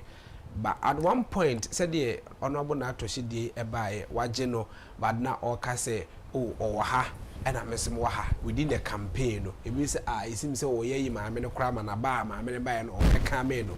The other way round by consua or kafa Dr. Baumia who brand and the panibisane say Dr. Baumia who do grudge beer also no who do grudge beer but to ono any campaign now sometimes we because more I also have a beer lent to the work so to me Dr. Baumia doesn't exist. Why? Because me here to the sense say me ko campaign. How do you want me to say me refer to nipa na me no ko campaign so exist na me ko dru ba bia maka say e bia me maba hai we ni mu beba. Omo or exist all mind masam na my catch on na me be say wuti. E bi se da bi sa asem na waka ya say o grudge wo omo o de ntem. I say I mean can e ma me asem kakra sa na maba. But on say you know which my set agenda amawo. But you set agenda ni mawa. I was say wo so who say agenda here ya set mami aso me ya efa ana emfa. Oh ni aye mame eye no e sebiu or a big mama but it to the beer. And you know kwa agenda ni ya set bebre. Ene me account at me say makokwe report no. Ni ama ewo mu no e no kre. Okay. Say Dr. Mahmoud Baumia was a major cost of Lucia. As I say, okay, say report no a buyer and your mommy starting interview says no, and your doctor. Yes, it was an agenda given to her. Yes, this time also maybe I say that organization na Okasawo the organization no organization being okay. Obuan delegate or more word do kwa benyano na o campaign ama Dr. Mahmoud Baumia anaden sebi tititi ni na ade na wanye na onaboke aba Greater Accra ene obekọ do me kwa benya e wo say enra oye ansa na onaboke na akọ that's agenda very well what does it it agenda no ohwa o kasampo na wo hwe ni phone so I mean I don't want to see it here na boss can I say e be abekasa but a script actual. Okay. So say this, so that, say this. Eko still reading. Ohun say obi a ben onabo kenkra eko kan bibia enwo so oka. That chia kan ye. Same hukumu kan ye, bebremu kan ye. A agenda to provoke the man. Okay. But onabo ken see say bibia wadui say bi atunufo. Ono so atena say look, I'm close to the team. And Ghana for e me. Ghana for say me mbrambe di Ghana name. You know I will not respond to those things. Afterward look, Natoshi, I'm going to be Joe. Maybe viewers don't know what me kasemo. I'm a typical Gan. Yeah. I'm a typical Gan. And we Gans, maybe a microphone here. When we are convinced, and say, wait, this is a way we don't listening. Right. Yeah. Because Natoshi, a war, the other come, the time about we come. After 2024 election, Niama Natoshi here, seats ni na the conference ni na. What you said Dr. Mahmoud Baumia, one winning one po. One winning one. The parliamentary candidates ni either they win or they lose. Omunya vote essential. Okay. You can check. The 32, the constituency, sorry 34 no. The parliamentary candidates ni na enya votes as a presidential candidate, and that tells you what I say. So that tells you say Greater Accra Amaya who say they don't like Dr. Mahmoud Baumia and they are not ready to vote for Dr. Mahmoud Baumia. Okay. And she said I didn't know was say yes son Eman Babium. And she said yeah in Krianfoni dear. No we let me speak again. Yes, allow me to say it. Okay. No ni wogame wo you ojakeshin. Wula wake ya wo. Money ka oklete wo ni ba nye ya lake ya. Dr. Mahmoud Baumia je no wo nyele alo wo sumo Sunday. She wo MPP B ni kukudu B here. 2024 wo an opportunity. No lete here. Wa lose ya hwe wo hiansin. Mana ke chance e be kom ake sane wo kamoko kra ye ko. Onye wo kela ya don. No wo delegate na ji gadan delegate ni buo mi tu ala me call mi mane. No wo call nye jakeshin. Ke won to wo power 2028 wo fonshiki wo han Honorable Ken. Legimoni ebanye elite party ni kuniyeli aba MPPM. Oyo adon me da say abusia ye tenkra no ya tini nyina ase ene ehuru se de o kan nsem na FI ye striker mame emisa sese ye ko akansi a de nipa na ye de papa de enye papa ni nyina come to play yenkopa bibi mfa metanation image eno e come to play and say Honorable Ken no na odi nkomo no say even they went all to Ghana gas so mo kopa bibi wo no ho e de abedenti the image no bibi say eya edru ho say eye internal party politics eye enye programs and policies na e be pe de be abedenti nipa no and de be ye campaign messages. Oh, okay. Me ko dey say. Honorable Ken, the opponent no kwan ahodo mo nam so se me catch us be film. Right. E na yin sim bia na ye mu bi say ye ba abonte ye pese ye ka. Okay. Because odim omo ahihye ne omo boni bebre. Omo pese omo de tarnish Honorable Ken, omo pese omo de say Honorable Ken. Eni omo bebre you know omo ya so omo hihya na nyankopon adwiragu because omo hihya de enti ameka so omo hihya na nyame adwiragu say omo hihya na nyame am ye hu akire. Okay. No Honorable Ken am ya trashing now off de omo ye bi ayenim. Right. Na wonim asema meka na say Dr. Mahmoud Baumia ne boys na atwa no wahia Samia Ukumu ni ade omo omobo Samia Ukumu tie mi ahwo omobo keke. Okay. Ade no ye bi we know. Na sometimes politics so we just have to calm down to make sure say party ni wonti asumdwe beba we know. Na wodim Jumadi asisi ayedi ene de ekoso yi asema libisa ne say sesi ani Ghana for say Samia Uku mo amatwa bawo Mahmoud Baumi ehye na Ghana for asema mo bisa ne say Honorable Ken wako all the 16 regions all campaigning all kind ni swade hunu ene mo opeso ye Obayama Ghana MPP delegate party ni na wakani na right most mo ya mo dodge media sisi Dr. Mahmoud Baumia ye bisa ye person over out Dr. Mahmoud Baumia please go to the media talk to Ghanaians tell them what you want to do for Ghanaians between him Obaka say when the internal election enye Ghana fo nyina oh please opening Mr. Konisa ye nya bro say na meka say na meka so opening ti Konisa on carry we mo so ye person o engage on media phone on mo on meka we Obayama Ghana ni MPP party okay no jai say of all size ye the MPP amane so on na busuafo nton tikafa say o mo be reggae elections ama on be they say they shouldn't try AC so be reggae nanke ebu bi nke free Europe abetra was 2 years ago ni edia ba ni here from I say online you ma but you see we are here ye wa see ye beso and opani me from striker we many me me gentle we see you tinike me gentle but on the field yeah very way pa you see see ano say be ya Ghana be ye Ghana nchichire ni yepe that's right it Dr. Mahmoud Baumia yesra ni say on kwa bontin on ka the person ye ma Ghana any MPP party and chire Ghana for na because Honorable Ken dey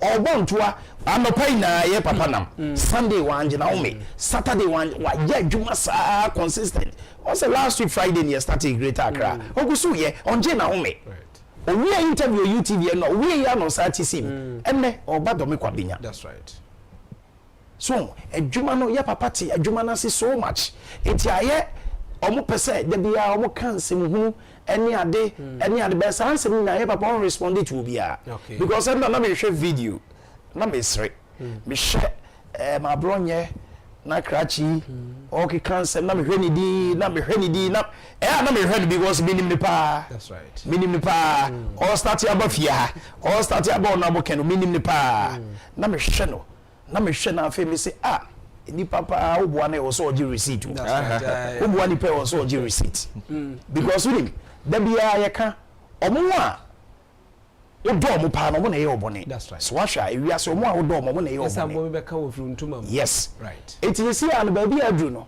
eni ni omo ekoso no ye no ye focus and no hwe a chairman Ken no say I'm focused that's right on change enhwe ba bia o ye focus and only mission here dinam. Okay. Eti me nyama bi wo kra na me mpese ye beso so much. But ade aye de sisi a ne team Ken.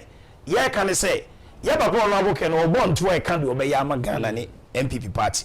Dr. Mahmoud Bawumia, we have to force him to come out. Okay. Because he am the regulation now.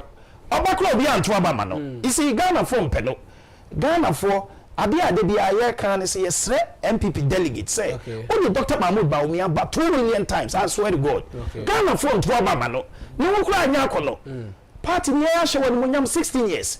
8 years as a running mate, 8 years as a vice president. Ebi adu na ye maye.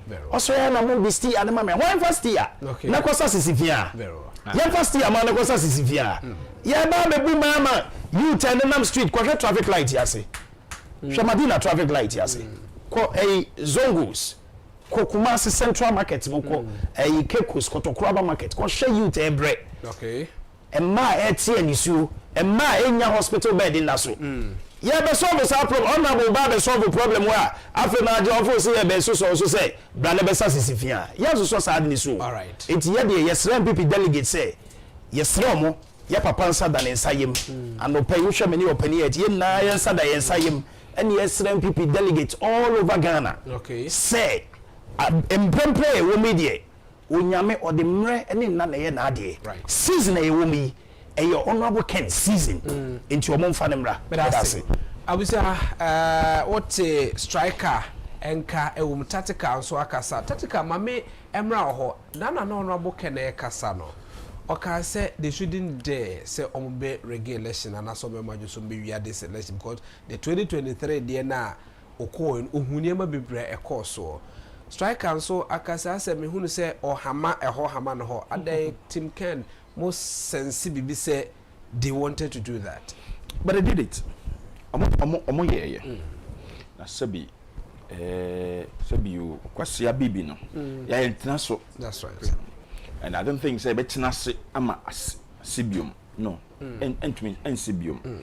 Matisa omo see say pros the number so no. Some new method ni say omo use internal security. Okay. So na be ya omo intimidate. Yes, voters no, but you can't try to say, and to me see. Okay. It's say, your boys, data boys now, Sabi, or more reject you, or more Kuma party no, party in power 2016, 17, or reject you, or they are there and they are ready to work for an bucket. They are only working for an bucket. So we are telling those guys no around Dr. Mahmoud Bawumia, or Mufi said they have boys, so they will use no.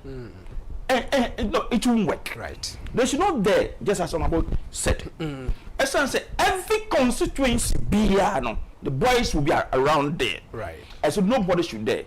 And ordinary Ghanaians are ready to come and support. As I say, baby, do it there. You will say, honorable Ken, ebedli Ghana. Okay. And you know, Sabi, say honorable Ken can you know. I don't cry a bit. I'm a can say.